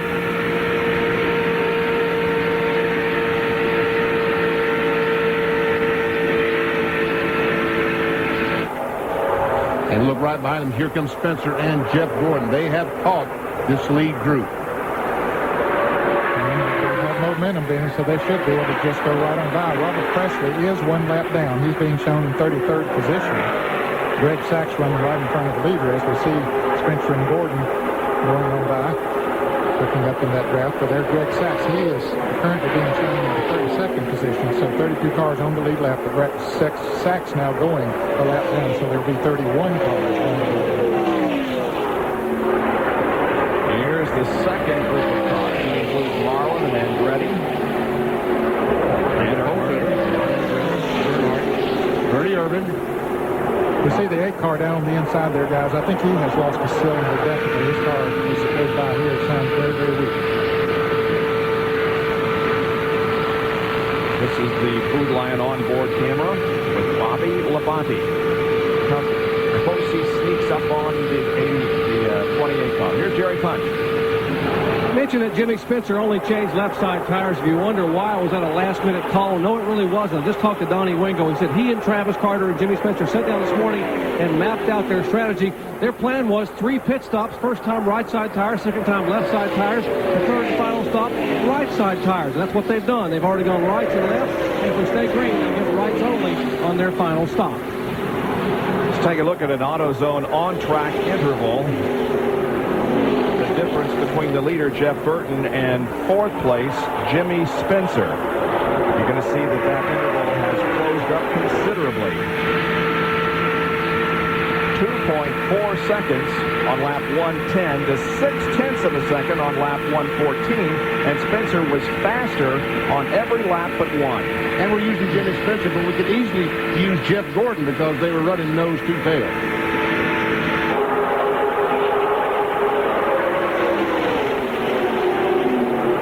Burton continues to lead this race. With Ricky Rush right behind, we'll take another break and be back with more. 114 laps are completed here at Talladega.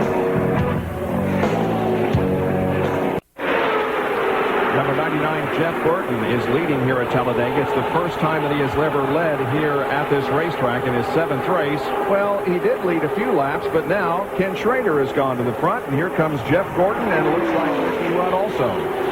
I think Schrader sort of motioned to Gordon, said, come on, I'm ready to go. And he just followed him right along. One car they don't have to worry about anymore is Sterling Marlin. That car has come into the garage area, and you can see a little bit of liquid that he has trailed from that car, and Sterling Marlin has dropped out of competition.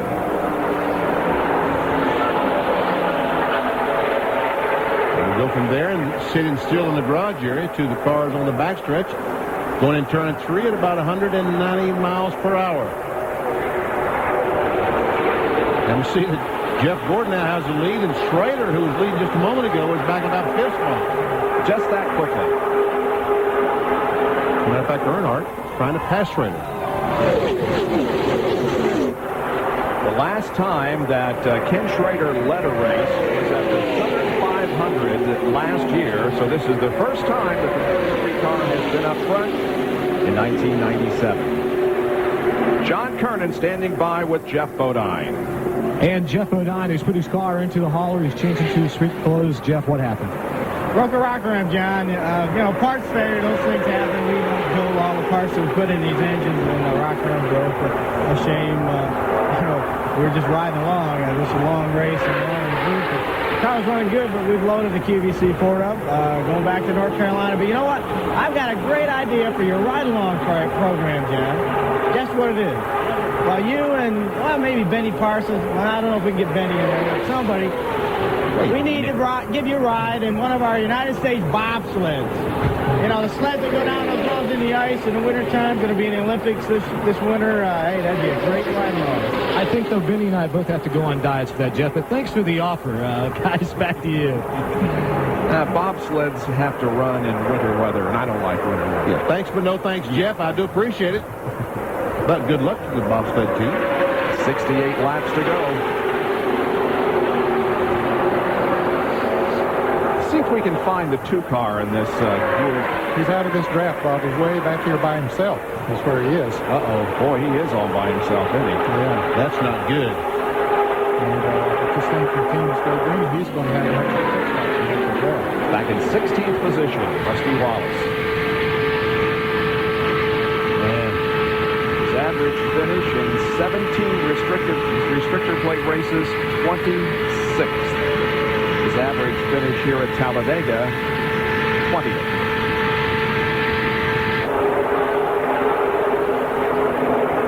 There's the lead cars. First 6, nose to tail. Whoops. Make that back. Make it 8 cars, nose to tail.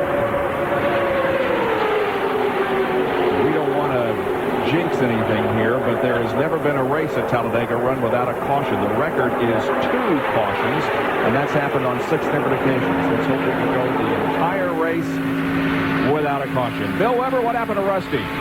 Well, he was running in some traffic, got pinched off a little bit, and then when Sterling Marlin blew, Rusty's great luck continued. He was right behind him. He had to get out of the gas and lost all his friends. So he's drafting by himself right now, and really hoping for a break. Remember, he's trying to mitigate for everybody else. That's the worst situation in the world. You want to be folks, that's not fun. Running nose to tail, looking through the rear window of another car at 195 miles per hour. And by yourself, it's very nice. At 190 miles per hour by yourself is like going down to the store after a loaf of bread. Yeah. But you're not going to win when you're out there by yourself. Nice. I remember the last time I traveled to the grocery store at 190, but maybe I'll try that tomorrow. Oh, look at Earnhardt going up top. Taking over third spot, or trying to, from Jimmy Spencer. And Ernie Irvan is suddenly a player here. Mark Martin goes to the inside. So 2 cars single file, and then they're 2 by 2.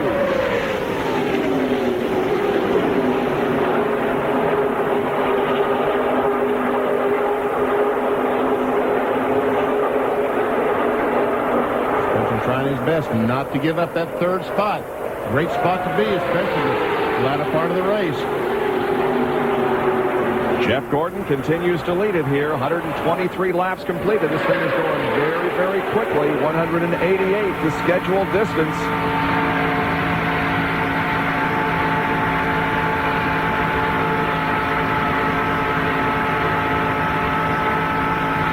Great shot from Mark Martin's car.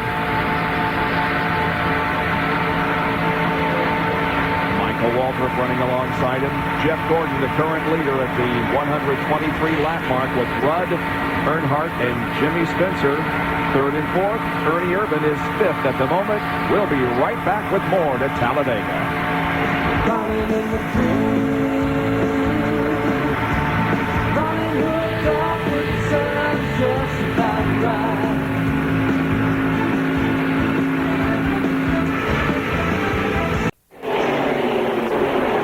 We went to break. Jeff Gordon was the leader, but he isn't anymore. He made the wrong choice when coming up on slower cars. He's getting shuffled around, and Dale Earnhardt has gone to the front. Ernie Irvan is second. Spencer, Ricky Rudd, and John Andretti. That's top 5. Sterling Marlin is out of the race. John Kernan is with him. Well, Sterling Marlin finished 5th at the Daytona 500. Came down here, looked very strong today, but now behind the wall, a broken valve. Sterling, can you believe the bad luck you guys have been having?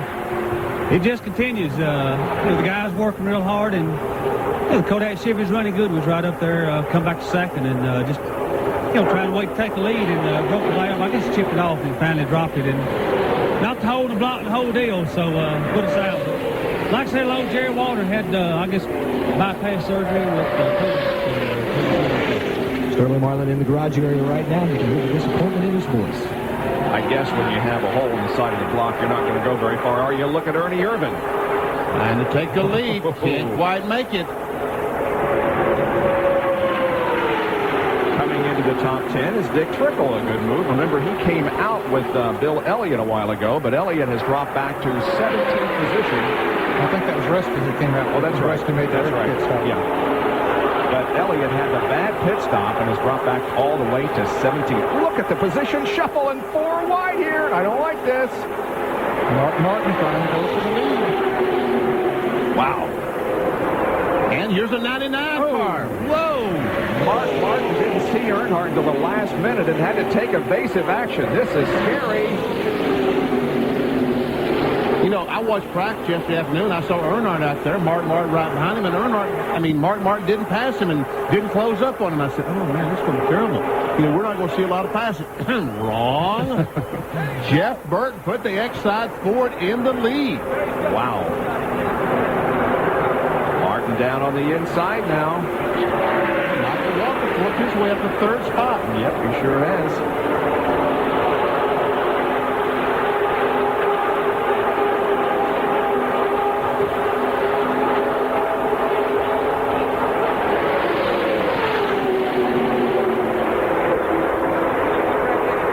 See Elliott back in 17th position. Where is he in relation to the lead pack? He's pretty far behind. We'll wait. We'll come into the picture there before too long, but it's a lot of real estate. This is an eternity. Yes. There he is. Wow.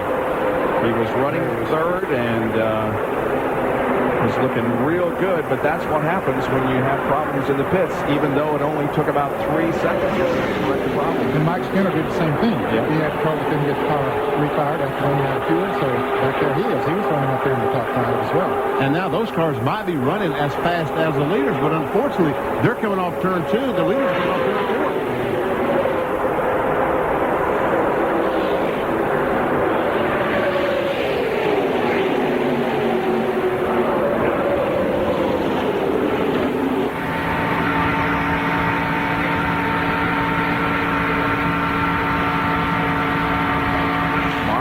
Broke the 42-race winless streak last Sunday at Sears Point. Michael Waltrip is right behind him, and there's Dick Trickle on the right. And whoa, look at Spencer and Waltrip. Meanwhile, Earnhardt goes back into the lead, passing Jeff Burton. See, that's Trickle down on the inside. As Ned said, I think 77. That puts him 2 laps down in 37. And Dick Trickle trying to take over the 4th spot from Michael Waltrip. Look, he's getting racy here.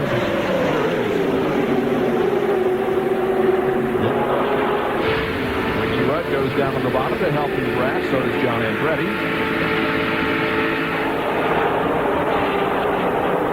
And Dick Trickle put him in 4th spot. How about that?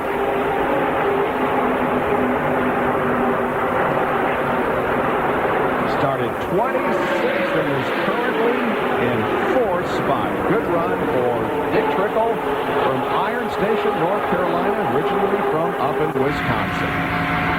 132 laps have been completed out of 188. Dale Earnhardt leads at Talladega. ESPN Speed World is live at Talladega Superspeedway in Alabama as the Winston 500 is going by very rapidly. 135 laps are about to be completed. Dale Earnhardt is your leader. Put Dick Trickle in 3rd spot. He and Martin able to get by Jeff Burton, and Burton now back in 4th. Let's take a look at the Bud race recap. Oh, some close competition there. Dale Earnhardt leading 69 in the first 132. 22 lead changes, no cautions. The fastest NASCAR Winston Cup race ever run was Bill Elliott, and we are on record over that. 186.2, the old record. The average speed so far today, 187.9. Did you see Kenny Wallace? He is a lap down. Isn't he in the Square D car? Yes, he is, man. Take a look at the guys that have led at least 1 lap. Marlin is out of the race. There are some more drivers that have scored the 5 bonus points. This is a long list. Michael Waltrip and Ken Schrader also have been at the front. The attrition, well, it's not been all that bad. Walt Burton, Jeff Bodine, and Sterling Marlin, the 3 cars that are out of the race so far. It's only been bad for those 3 cars. Yep. John Kernan has been watching this great run by Dick Trickle, who's now 3rd. Hey, Bob, let me tell you something about that car. That was a car that Dick had a crash with down at Daytona. They had to replace the front clip. In fact, that car has been wrecked several times. The guys here on the team say, hey, every time it gets wrecked, they put a new body on it or a new finger, whatever they have to fix. It comes right out of the box and runs really well. And remember, Dick doesn't really have a crew chief. He's doing the crew chiefing and driving duties from inside the cockpit of his car. They short pitted on the first stop, short pitted on the second stop. They still need that one more stop to go to the rest of the distance. So if they can't get someone to pit with them, and they have to pit a few laps before everybody else, that could spell disaster for them. So keep an eye on Trickle. We will. The side-by-side battle there for a moment was for 9th position. Terry Labonte has 9th, and now the 10th place is Jeff Gordon. This is Ricky Craven. He's in 26th spot, a lap down as Morgan Shepherd pulls up on the outside. They've been racing all day. Those 3 cars have been together just almost the whole race. They and Dale Jarrett were running together. When this lead pack of cars came by, and these 2 were able to hook on, Jarrett was not able to. And so they are battling for position. Neither one of them on the lead lap, but they are battling for the 26th spot. So we may be seeing the fastest NASCAR Winston Cup race ever run. Bill Elliott in 1985 here at the Winston 500 has the all-time record of 186.2, going almost 188 miles an hour for an average. See, Jeff Burton just got shuffled back around the side. I'll tell you, he's had an amazing run with a backup car. And the X-side battery is Ford number 99. Only had 1 hour practice Clear. in the afternoon. All clear. Clear to come up. He told his driver, all clear, you can come up. Jerry has more on Jeff Burton. I was talking to Jeff Burton yesterday. He said, you know, NASCAR may have actually done us a favor by mistake by not letting us run the car we brought back with a new body on it. It may have helped us so the car not only wouldn't fit the templates, it wasn't very fast, so it wasn't doing us any service anyway. We bought this car out of the truck, the car from Daytona. The guys worked hard, and hey, we may have actually gotten a break by virtue of NASCAR outlawing the car we wanted to run. He's running well. Meanwhile, Trickle is the one getting shuffled back. See Dave Marcus up there in car number 71. Dave is a lap down. He is in 28th position. And look at this. Battle for the lead. Mark Martin tries to get by on the outside. He's got Ernie Irvin with him and put Mark Martin back in front. And also John Andretti, the Fords, are teamed up on the outside. Even that Chevrolet of Earnhardt hung out to dry on the inside. Michael Waltrip goes by as well, and the sit go forward. Jeff Gordon trying to push him on by Earnhardt. There you see the top four are Fords, then a couple of Chevys, a couple of more Fords, and a Chevy and a Ford.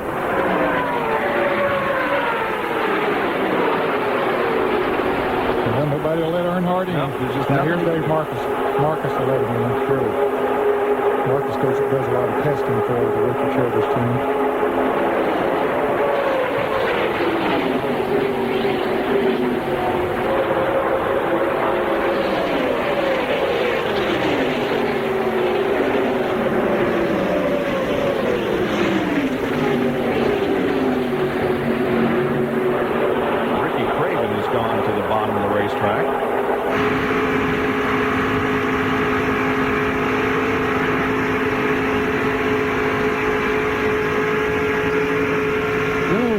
Contact between he and Morgan Shepherd looked like. Whoa. That was a funny call.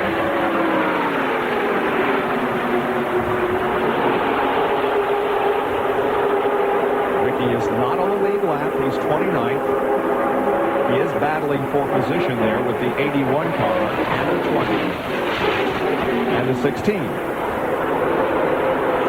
So battles all over the racetrack, and Dick Trickle is coming in after running third. He did drop back several positions, and now Trickle heads into the pit area. 2, 1, oh! Father counting him down to where his pit stop was. He's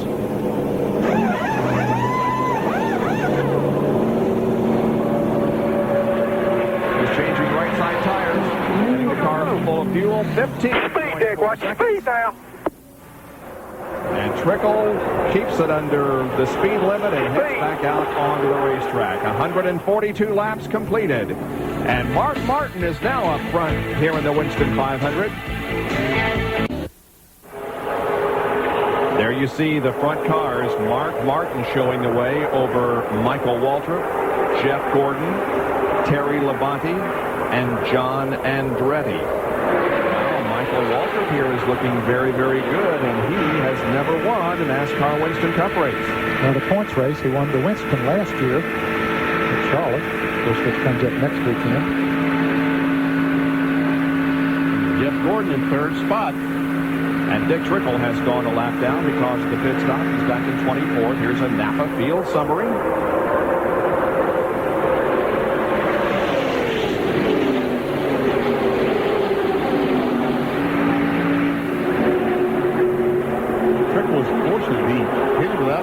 Partner, but as he exited the pit road, he was able to get back with his lead group, so they're pulling him along as fast as anybody on the racetrack. So once they make their pit stops, that'll put him putting back in sequence. And we still have their pit stops coming up here before too long. Another 10 or 12 laps maybe.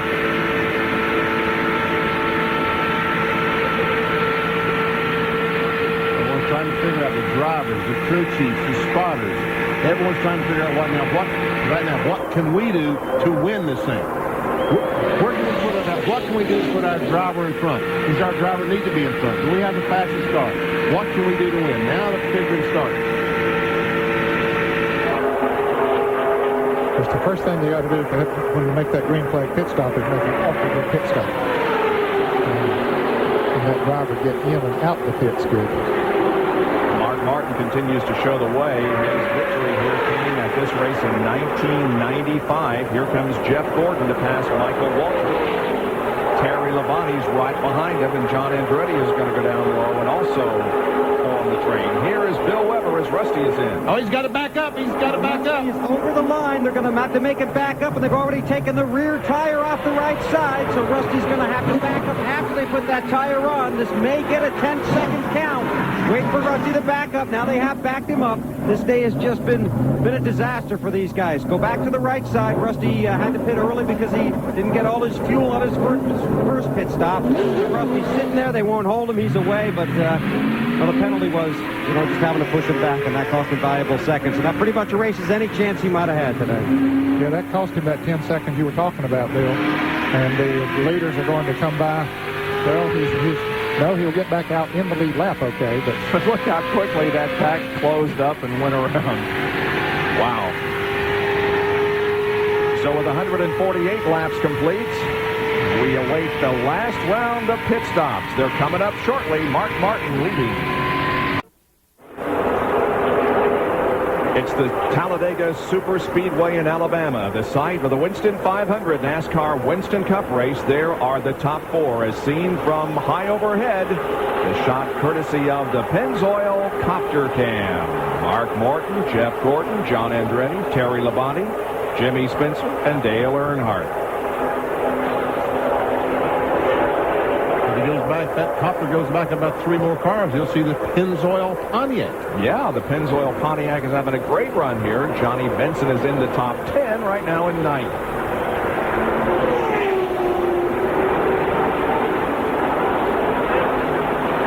Bob, I mentioned a minute ago when Rusty Wallace came out of the pits that he would stay in the lead lap. That was not correct because he was over a half a lap behind when he came into the pits. So he is 1 lap down now in 32nd position.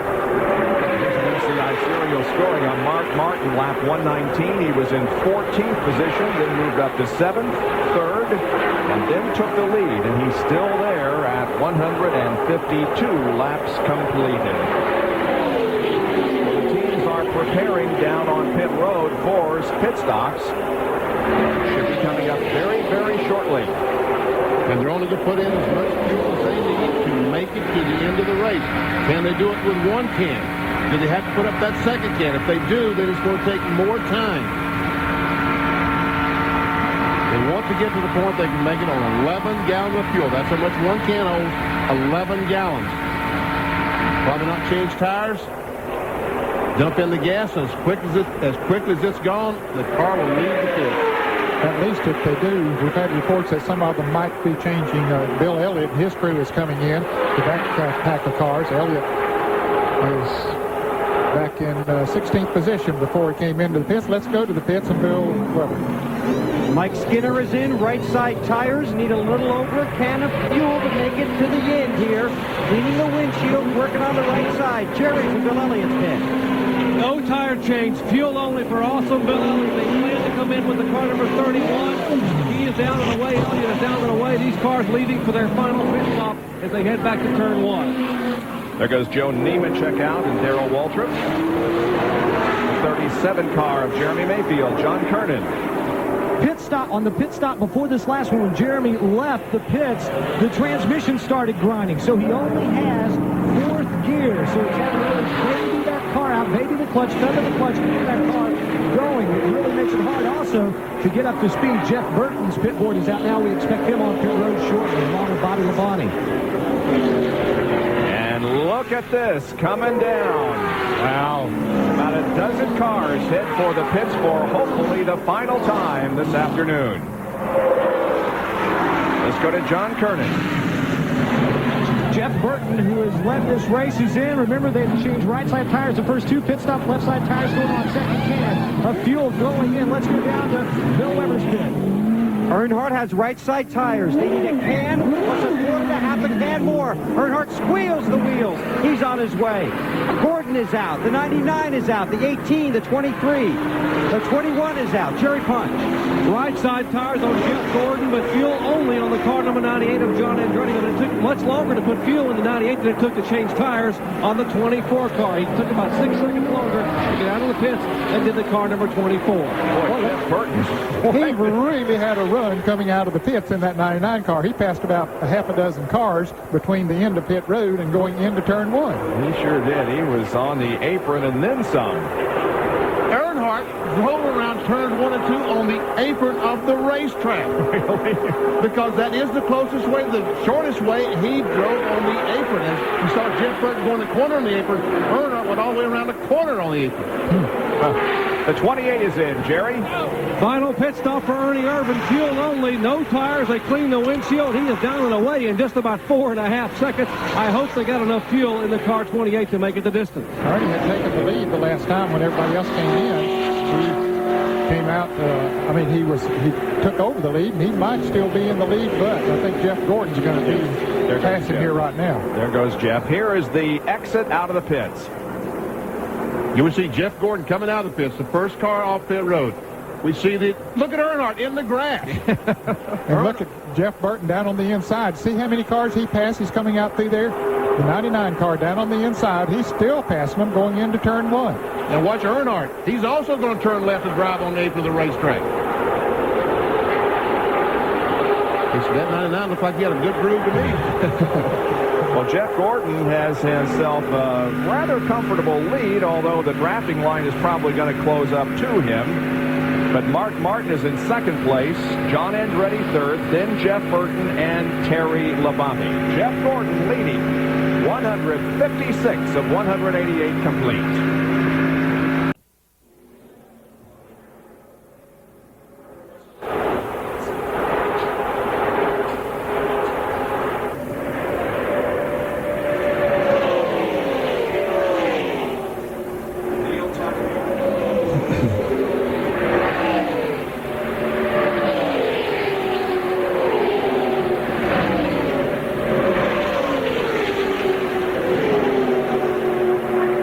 At Talladega, and Jeff Gordon, remember how I talked about a big lead that he had? Well, not only does he have the lead, not have the lead, but he's back to 4th, and he has been back to 5th or 6th. Something happened to him going into the 3rd corner a few laps ago. All of a sudden, going in the corner, it just looked like he went to the top of the racetrack like the engine shut off or something. Mark Martin and 4 or 5 other cars go by, but now he's back up to speed. Martin has the lead, as you can see. John Andretti, Terry Labonte second and third, and then comes Jeff Gordon. Bobby Labonte is running 5th. Jimmy Spencer is 6th, and Dale Earnhardt is 7th. Here comes Jeff Burton, Johnny Benson, and Ricky Rudd rounding out the top 10. First 7 cars are nose to tail. 8, 9, and 10 are about 100 yards behind. Yeah, they're close enough that they can sniff that draft, certainly.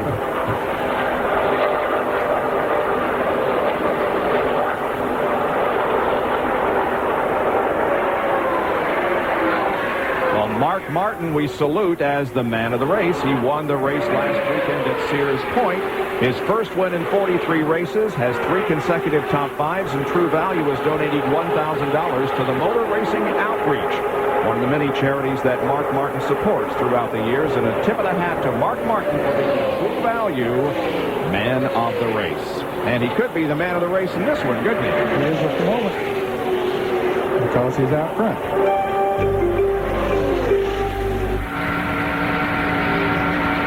September mounted behind Mark Martin. As you see him up and down. Give you a workout. Yeah, that look as easy as the one we saw with Jeff Gordon a while ago. That's for second spot. You see Labonte on the inside. Gordon going to go with the 98 car? No, he's going to go high. I thought he would probably go with his teammate, but he did not. Sure didn't. Now he's going to bring his teammate out to dry because then Spencer comes in. Well, Spencer. Look at Spencer. He just got a run off that corner, moved down to the inside. Man. And Labonte, who was running, third just a couple of laps ago, is now going back to 7th spot. Back of the pack. Boy, that move by Spencer was absolutely awesome. There's something amiss on Jeff Gordon's car. I don't know exactly what it is. Well, we'll check it. And when we come back from this commercial break, we'll tell you what's going on with Jeff. He seems to be running okay, but at times, things just aren't right for him. He's back in third right now. And we've only got 25 more laps to go in this race, being led currently by Mark Martin. We'll be right back. Mark Martin continues to lead here at the Winston 500. Jeff Gordon second, then Bobby Labonte and Dale Earnhardt, your top four. These overhead shots courtesy of Pennzoil, the copter can. Working great this afternoon as there you see the cars go through the 33 degrees of banking in turns 1 and 2. Jeff Gordon looks to be okay now. Yep. They're coming up to lap the 46 car of Wally Dallenbach, who ran so well in the early going, but he's about to be lapped in 22nd position. Bob, he was one of those that had a slower pit stop and got back there out of the draft with the lead pack, and that's what it does for you. Robbie Gordon is in Indianapolis, having already qualified, and is watching this race. Your teammate, the car that you normally drive, Joe Nemechek, is running 18th at the moment. Lead lap. Yep.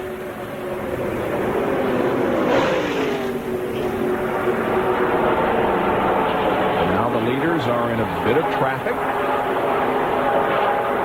Weaving their way through. There goes Martin up on the high side. Jeff Gordon follows. Here comes Bobby Labonte right behind Jeff. And they pass the outside pole sitter, the 77 car of Bobby Hillin, and he goes one lap down. He stayed on the lead lap all this time.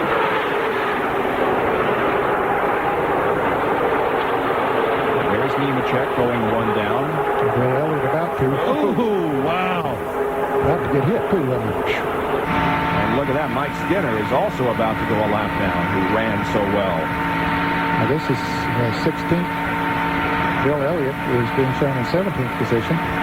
So they're mowing them down. This group of cars that they're putting this lap on now is reducing the numbers on the lead lap.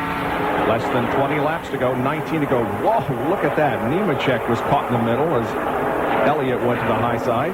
And we see John Andretti trying his best to get by on the outside. He and Spencer and Terry Labonte.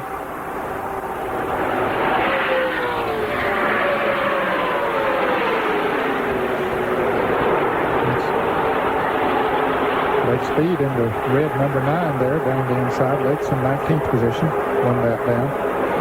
Look at Elliott go up high on the racetrack. Got a good run, though. Well, the 88 car of Dale Jarrett had some problems. Apparently ran out of fuel and has gone back now to 36th position. He's 3 laps down. He's been off-song from nearly the drop of the green flag, so it has not been a good day for our points leader, and it appears as if he will drop from the top of the list. Let's go to Bill Weber. Yeah, Bob, during that last round of pit stops, one thing that happened down here in the 3-pit, they were trying to time the fuel. They wanted a full can of gas and then about a quarter of a can, the second can, while they were changing the right side tires. Well, they did spill a lot of fuel down here. Now, the crew is confident they can reach the finish, but how close their measurement was is what comes into concern. So something to watch down the stretch. Make sure Dale Earnhardt does have enough fuel to reach the finish. If he doesn't, it would be an imperfect ending to what so far for them has been a perfect day. Okay, that's something you don't want to do, is run out of fuel in a situation like Earnhardt is in right now, because all of a sudden the engine quits running and someone's going to run over him from the back. Here's Jerry Punch with more on Dale Jarrett. Well, we're Dale's Ford running as bad as it is, what the crew was trying to do was keep him out there as long as they possibly could. They were getting about 7.5 miles per gallon with down on the, having lost a cylinder, down on 7 cylinders. And by keeping him on the racetrack, they hoped they could possibly get a caution flag. If they had gotten the yellow, they would have gained a lot of spots and possibly a lot of points. And unfortunately, it ran out of fuel as he crossed the start-finish line and had to coast all the way around and then pit for gas and go back out. There's the lead draft, 5 cars in it, and the laps are clicking off. When they cross the line, there will be 16 to go in the Winston 500.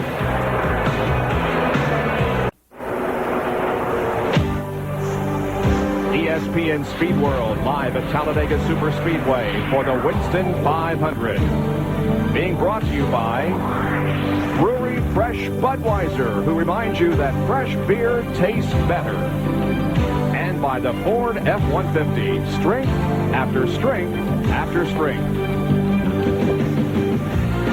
We're getting down to it here, the closing laps, 175 completed. Want to remind you about the hockey game at 7:30, Game 5 of the Western Conference semifinals, the Oilers and the Avalanche on ESPN2. Tomorrow night, 7:30 Eastern Time, over on the Deuce as the march to the Stanley Cup continues. Well, can Mark Martin make it 2 in a row? He's headed that way. And Dale Earnhardt has moved by Bobby Labonte into the 3rd spot.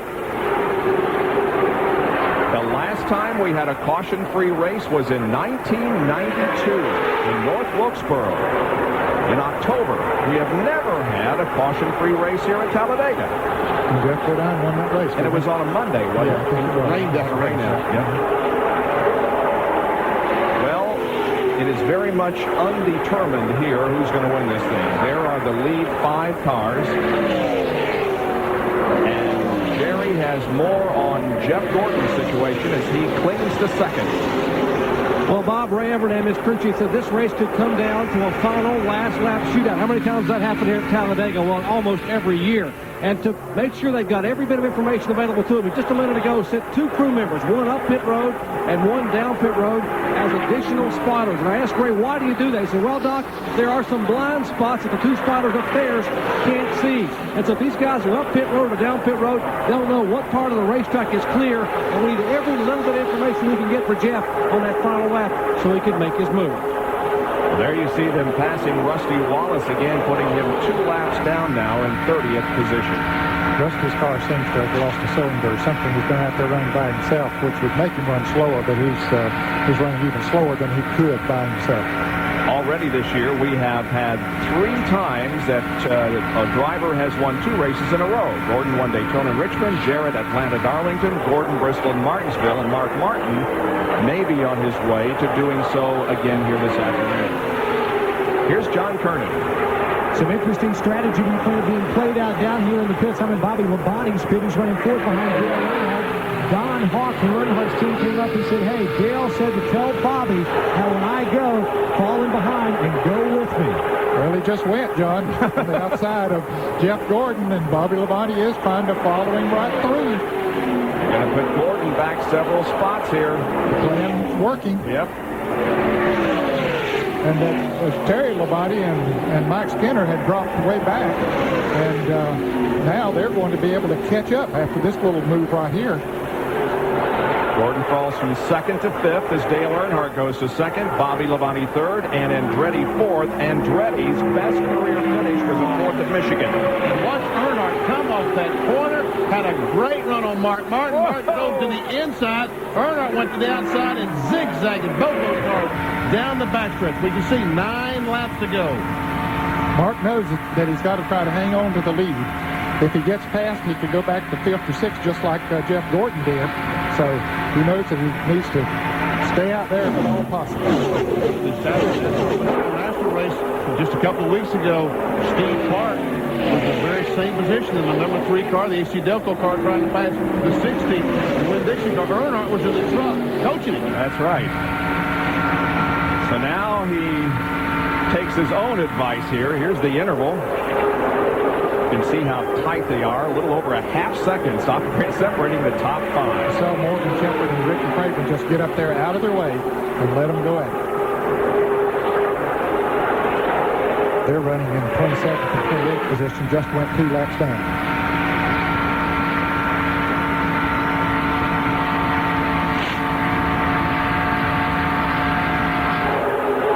Coming down for 7 laps to go.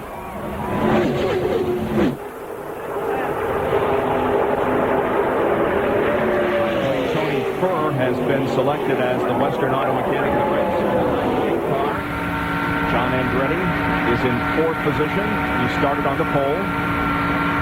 John has run a good, smart race here today. Stayed right up there with the leaders all day and in position to win.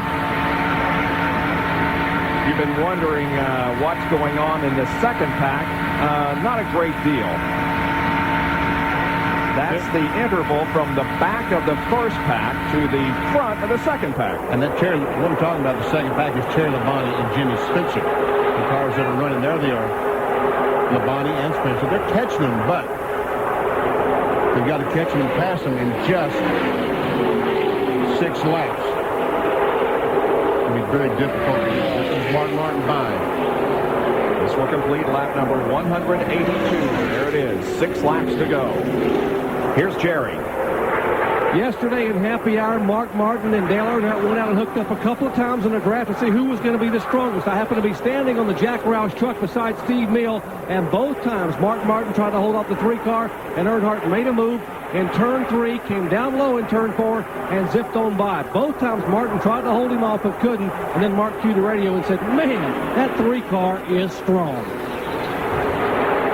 Well, we're on record speed. You're watching the fastest NASCAR Winston Cup race in history. The record set in 1985 by Bill Elliott is about to go in the record books as an outdated record because the average speed right now is 188.175. And there are 5 laps to go. That was before the days of the restrictor plates. Yep. 10 years ago, the bad crash by Bobby Allison occurred, which forced NASCAR to put on the restrictor plate. So that was before the plates came along. Down the backstretch, everybody staying in line here with 4.5 circuits to go.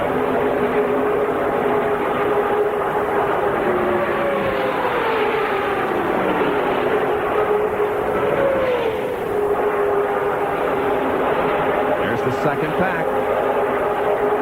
They're in single file now.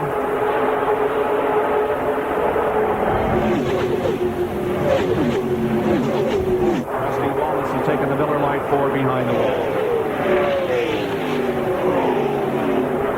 We're going to have to really be organized to catch that group in front of them.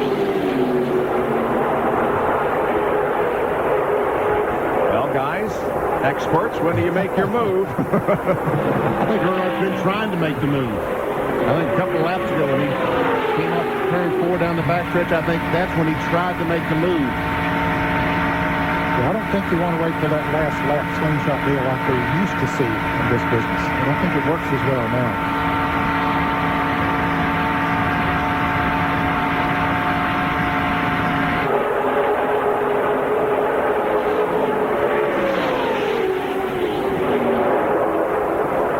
But the wheels are turning.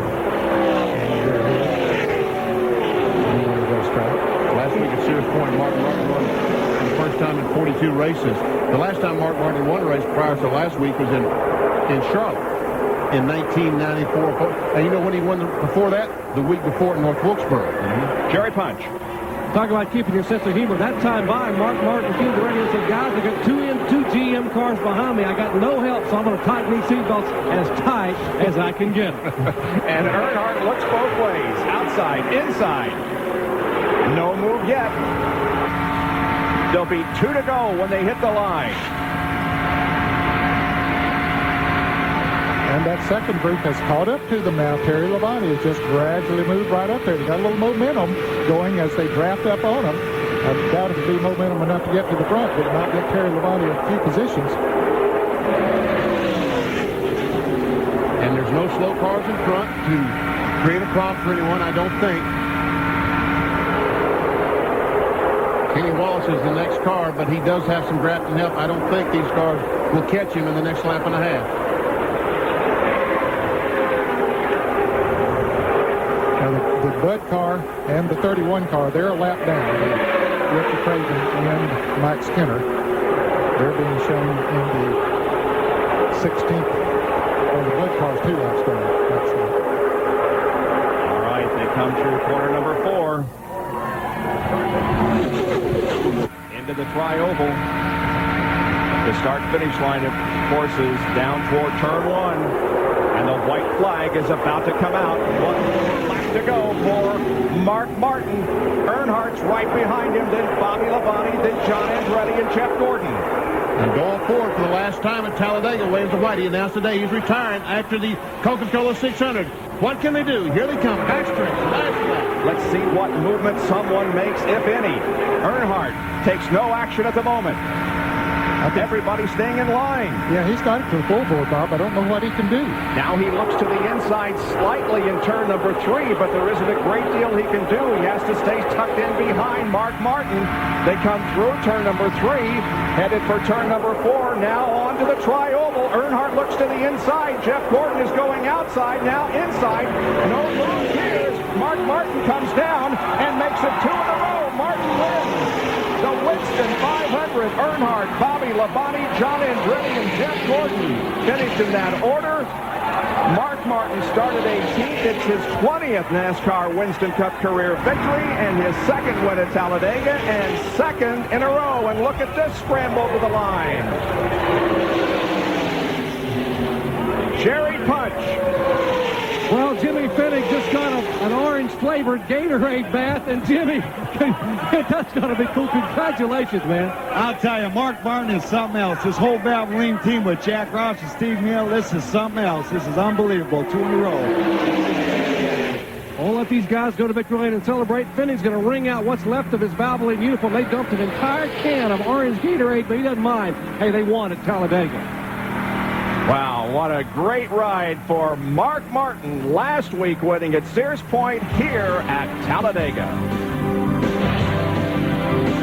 Okay, Mark, we're back. It was a long time coming into that winless streak, but now he's won 2 in a row. Mark Martin. Here's the McDonald's Winner's Circle interview and Dr. Jerry Punch. Well, Jack Roush over to give his driver a huge hug. T. Wayne Robertson here, president of RJR Sports Marketing. Hey, Mark, congratulations. Outstanding 2 in a row. Woo, look out, Charlotte, man. Here we come. This week, Matt and Arlene got to be here. We had to do it with them here. They weren't there last week. And give Valvoline, Cummins, Bugles, and Bosch, and Ford, and Goodyear, and all these folks a little bit to brag about. No fluke last week. We had a good race car today, and I couldn't believe that we stayed in front there. I just knew something was going to go wrong, but it worked out. Well, come on in, Matt and Arlene. Come on in and enjoy this victory. How about your daddy, Matt? Hey, we talked about happy hour yesterday when you went out with a 3-car, and a couple of times you tried to hold him off, and he came zipping by you. We were wondering if you were going to do it again today. Well, he had a real fast car. I was pretty sure that he could do something with it. He actually got his best runs right when he got in second place. He about had me a couple of times. Then after that, it settled in. I knew if I did the right things on the racetrack, I'd keep him behind me then. How about it? 42-race winless streak ends at Sonoma. Now 2 in a row for Mark Martin as Mark, Matt, and Arlene Martin celebrate in victory lane, having won the 28th Winston 500. He started 18th, and that sets a record because the lowest starting position of a Winston 500 winner previously was Ernie Irvin, who started 16th in 1993. Congratulations to Mark.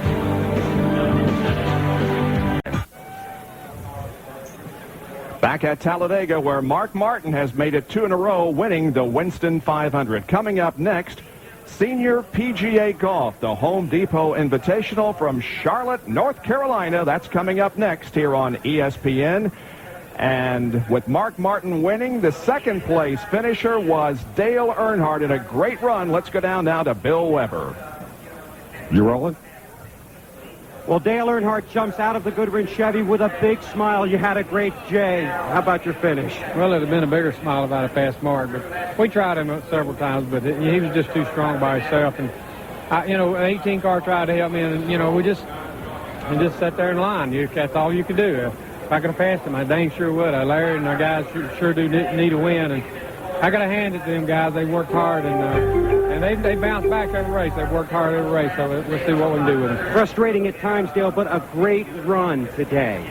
Well, that's true, but Sackett's great, but Wynn's greater. So we'll keep on working on it and try to work on Charlotte. We try to go to Charlotte and win that World 600, maybe that Winston too. And points today. Well, I don't know what we gained. We gained some on Jarrett, and that's the important thing. The problem is they all gained on him. Indeed, Dale Earnhardt did move up one position in the point standings, and when we come back, we will talk with the third-place finisher here this afternoon, Bobby Labonte. Again, Mark Martin is your winner here, back at Talladega in a moment.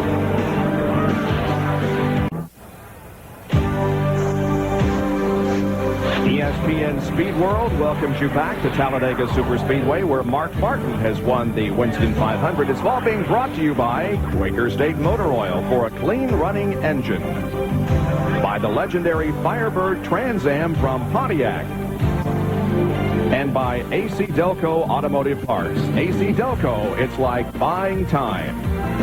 Well, tonight at 7 o'clock over on the Deuce, get caught up on all the activity from the world of motorsports on RPM tonight. They're qualifying for the Indianapolis 500 pole today. You'll have highlights from the NASCAR Busch Series race in Loudon, and the Kart Series is qualifying for tomorrow's race down in Brazil. All that on RPM tonight at 7 o'clock Eastern Time on the Deuce. Here's John Kernan with third place Bobby Labonte. Well, Bobby, a great run for you and your team today, but there at the end, it looked like those 5 cars were all pretty much equal, and nobody wanted to step out of line, did they? Well, yeah, in a way. The Interstate Pontiac ran great all day, and, guys in the engine room did a great job. It's just one of those deals there at the end. My best chance was to help Earnhardt. It just worked out. The times I could help him, when he was in a position to pass, I'd pull up to him and give him a little boost, but it wasn't enough. And then the times he was, kind of was going, I wasn't able to help him. So it was just everybody was at their best right there at the end. I was going to go with him wherever he went because I figured, I was in line, and you pass the car by going with that guy sometimes, especially when there's only 5 cars running like that. Especially when it's Dale Earnhardt who you're going to follow. Bobby Labonte, a third-place finish today. All right, good run by Bobby Labonte. You can see the crowd start to file out here at Talladega. When we come back, we're going to talk to that man right there who started on the pole and finished 4th, and we'll talk with the 5th place finisher, Jeff Gordon. So stay with us. Back at Talladega Superspeedway, the race is over. Mark Martin wins, and a reminder that coming up next here on ESPN, Senior PGA Golf, the Home Depot Invitational from Charlotte, North Carolina will follow our coverage. Finishing 4th in today's race, John Andretti. Here's Bill Weber. And that ties your career best, a 4th place finish. That one came on Father's Day, this one on Mother's Day weekend. So obviously those are important dates to you. Need more relatives. Need more. It's it's obviously a great day for RCA and our team, and we knew that we had a strong car here. We thought at Sears Point we would run better, and we did run good until we got spun out. But this is a great comeback for us, and it's going to surely help our season, hopefully. Teams look for races like this to build on, John. This certainly could lay the foundation for you guys. Well, it's always good to have a good race, and then you can go off and feel good about it for a while. But it certainly is not the answer. It gets us closer to it, and I know that we're going to work harder and harder at it. I got a great team, and it's just little things, and it's not people. We got a wonderful set of people, and great engine program and great cars. So it's only just little things that are keeping us from being at the front every week. Any extracurricular activities in the coming weeks, or strictly stock car racing, John? I don't know. I think there's a sprint car race in Terre Haute, and while I'm up there, the Speedway's not too far away, I guess, but I don't know what's going to happen. I need to talk to AJ, and AJ certainly has his priorities with his Scott Sharp and Davey Hamilton, and I have mine in Winston Cup. I guess if we can get those sorted out, then maybe we can solve the rest. All right, well, congratulations on your great run here at Talladega. Thanks a lot, appreciate it. Okay, that's John Andretti. Let's go to Dr. Punch. Well, it was somewhat of a roller coaster today for Jeff Gordon, who ended up finishing 5th, and Jeff, late in the race, you sort of got shuffled. Yeah, it was a good day for us to finish top 5, but I certainly didn't want to get shuffled back. I don't know if anybody had anything for Mark. The leader, whoever it might be, is really hard to get by in the draft when you got 4 or 5 cars there. So, Earnhardt, you kind of snookered me there, and I learned a little something. Hopefully that won't ever happen again, but we still had great pit stops and had a great run. Well, the good news is, even though you got shuffled back and finished 5th, you gained a lot of points. Yeah, we did. I noticed that Jarrett was having some problems out there, and, you know, I didn't gain much on Terry. He and I were right there together there at the end, but, you know, it's good now. The 2 Hendrick cars move in. I think I heard 1-2 in the points. So, you know, consistent finishes, that's what we need, and we need to do it again next week in Charlotte. If you can't win, boy, top 5 is real good. Fortunately, today was an atypical Talladega. Safe race, no caution flags. Everybody on their P's and Q's. Any idea why this race ran like it did? I figured because it was an off weekend, everybody was a little more relaxed. I don't know. I wish I knew, because I wish we could do it, you know, every weekend and here every time we come here. But it was a good, clean day. That was the most important thing, is to see a safe race. And, you know, the fewer cautions, the better, because anytime you see a caution here, it could be a scary moment. So, you know, I know a lot of guys were really giving and taking out there for positions, and it paid off with a safe race. How appropriate a safe one on Mother's Day weekend, Bob? He finished 5th, and that's his 8th top 5 finish of 1997 out of 10 races. He is 2nd in the point standings now. There's the new Winston Cup points leader, and we'll be back to talk with him in a moment. Area around Talladega Superspeedway in Alabama. The airport right behind the backstretch becomes very active now. Terry Labonte takes over the points lead. Jeff Gordon 39 behind. Dale Jarrett drops to 3rd, 52 behind. Everybody else staying pretty close with Mark Martin, Bobby Labonte, Dale Earnhardt moving up 1, Burton down 1, Rudd up 2, Waltrip up 3, and Bobby Hamilton down 1 at the conclusion of this race. John Kernan is standing by with the new points leader. And, you know, early this morning I talked to Terry Labonte before the race, and Terry told me he wasn't quite sure exactly how he would run today. Comes through with a 6th-place finish, takes over the points lead, but, boy, you had to fight your way through traffic all day, didn't you? Well, I tell you what, it was a good day for us. You know, our Kellogg Chevy ran good, handled great all day long, and starting that far back, I really didn't know what to expect, and we were able to just work our way to the front. I wish we would have been the top 5, or even I wish we would have won the race, of course, but I'm pretty happy with the top 10. Top 10 puts him into the points lead. He is the defending Winston Cup champion. Let's go over to Bill Weber. Jimmy Spencer, a great run, a strong finish for you today, and he jumped up 5 spots in the points. Yeah, Bill, you know, well, we were 41st in the points, and now I think we're like 25th or 6th, so it's a big shot in the arm for the Camel team. I mean, Donnie Wingo and the guys work so hard. And we know we got a really, really good race team. Wouldn't trade them for anybody in the garage area, because they believe in Jimmy Spencer, and Jimmy Spencer believes in them. And it's finally paying off for us. You know, they built me a lot of great race cars. We've not had no luck. We had some luck today. If we had a little bit more luck, we would have finished in the top 5. We'll take the Camel Ford, 7th place, and pretty excited about going into Winston next week. Okay, and he runs good at Charlotte, everybody. Oh, man. Happy Mother's Day. Right. Happy Mother's Day on behalf of Jimmy Spencer and all of us tomorrow. Here are the unofficial results. The yellow arrows indicate the guys that led a lap, and the double, the guy that led the most laps. And this was, as was indicated, a very atypical race. All that worry we had about a big crash, no big deal, and it was the fastest race in the history of Winston Cup. Thank goodness for that. No big crash. All the first 15 were in the lead lap, and you can see here on the second page, 16th through 30th, down through 26th, or 1 lap down, and then you got 4 cars that are 2 laps down. And I echo those statements. I'm sick of seeing those big caution flags, big crashes, and 10 or 15 cars involved. We might have bent some fenders today. We might have some tire marks, but that's it. No cautions. That's right. Everybody is healthy, and that's the best news of all. Mark Martin, your champion for the 2nd time in a row. A lot of auto racing tomorrow on ESPN2 at 8:15 in the morning. The Grand Prix of Monaco Formula One race. 1 o'clock on the Deuce, RPM today. Over on ABC at 2:30 Eastern Time, the kart race from Brazil, the Rio 400. And then RPM tonight on ESPN2 at 7 o'clock Eastern Time. So coming up next is Senior PGA Golf, the Home Depot Invitational from Charlotte, North Carolina. Stay tuned for that. It's coming right up. We thank our people that provided the Pennzoil Copter Cam overhead. Some great shots coming all afternoon. Thank you for joining us. I'm Bob Jenkins for Benny Parsons, John Kernan, Bill Weber, Dr. Jerry Punch, and now we can say Dr. Ned Jarrett. We thank you for joining us, and we'll see you again. Congratulations to Mark Martin on his win here in the Winston 500. This has been a presentation of ESPN, the worldwide leader in sports. Stay tuned for golf coming up next from Charlotte, North Carolina.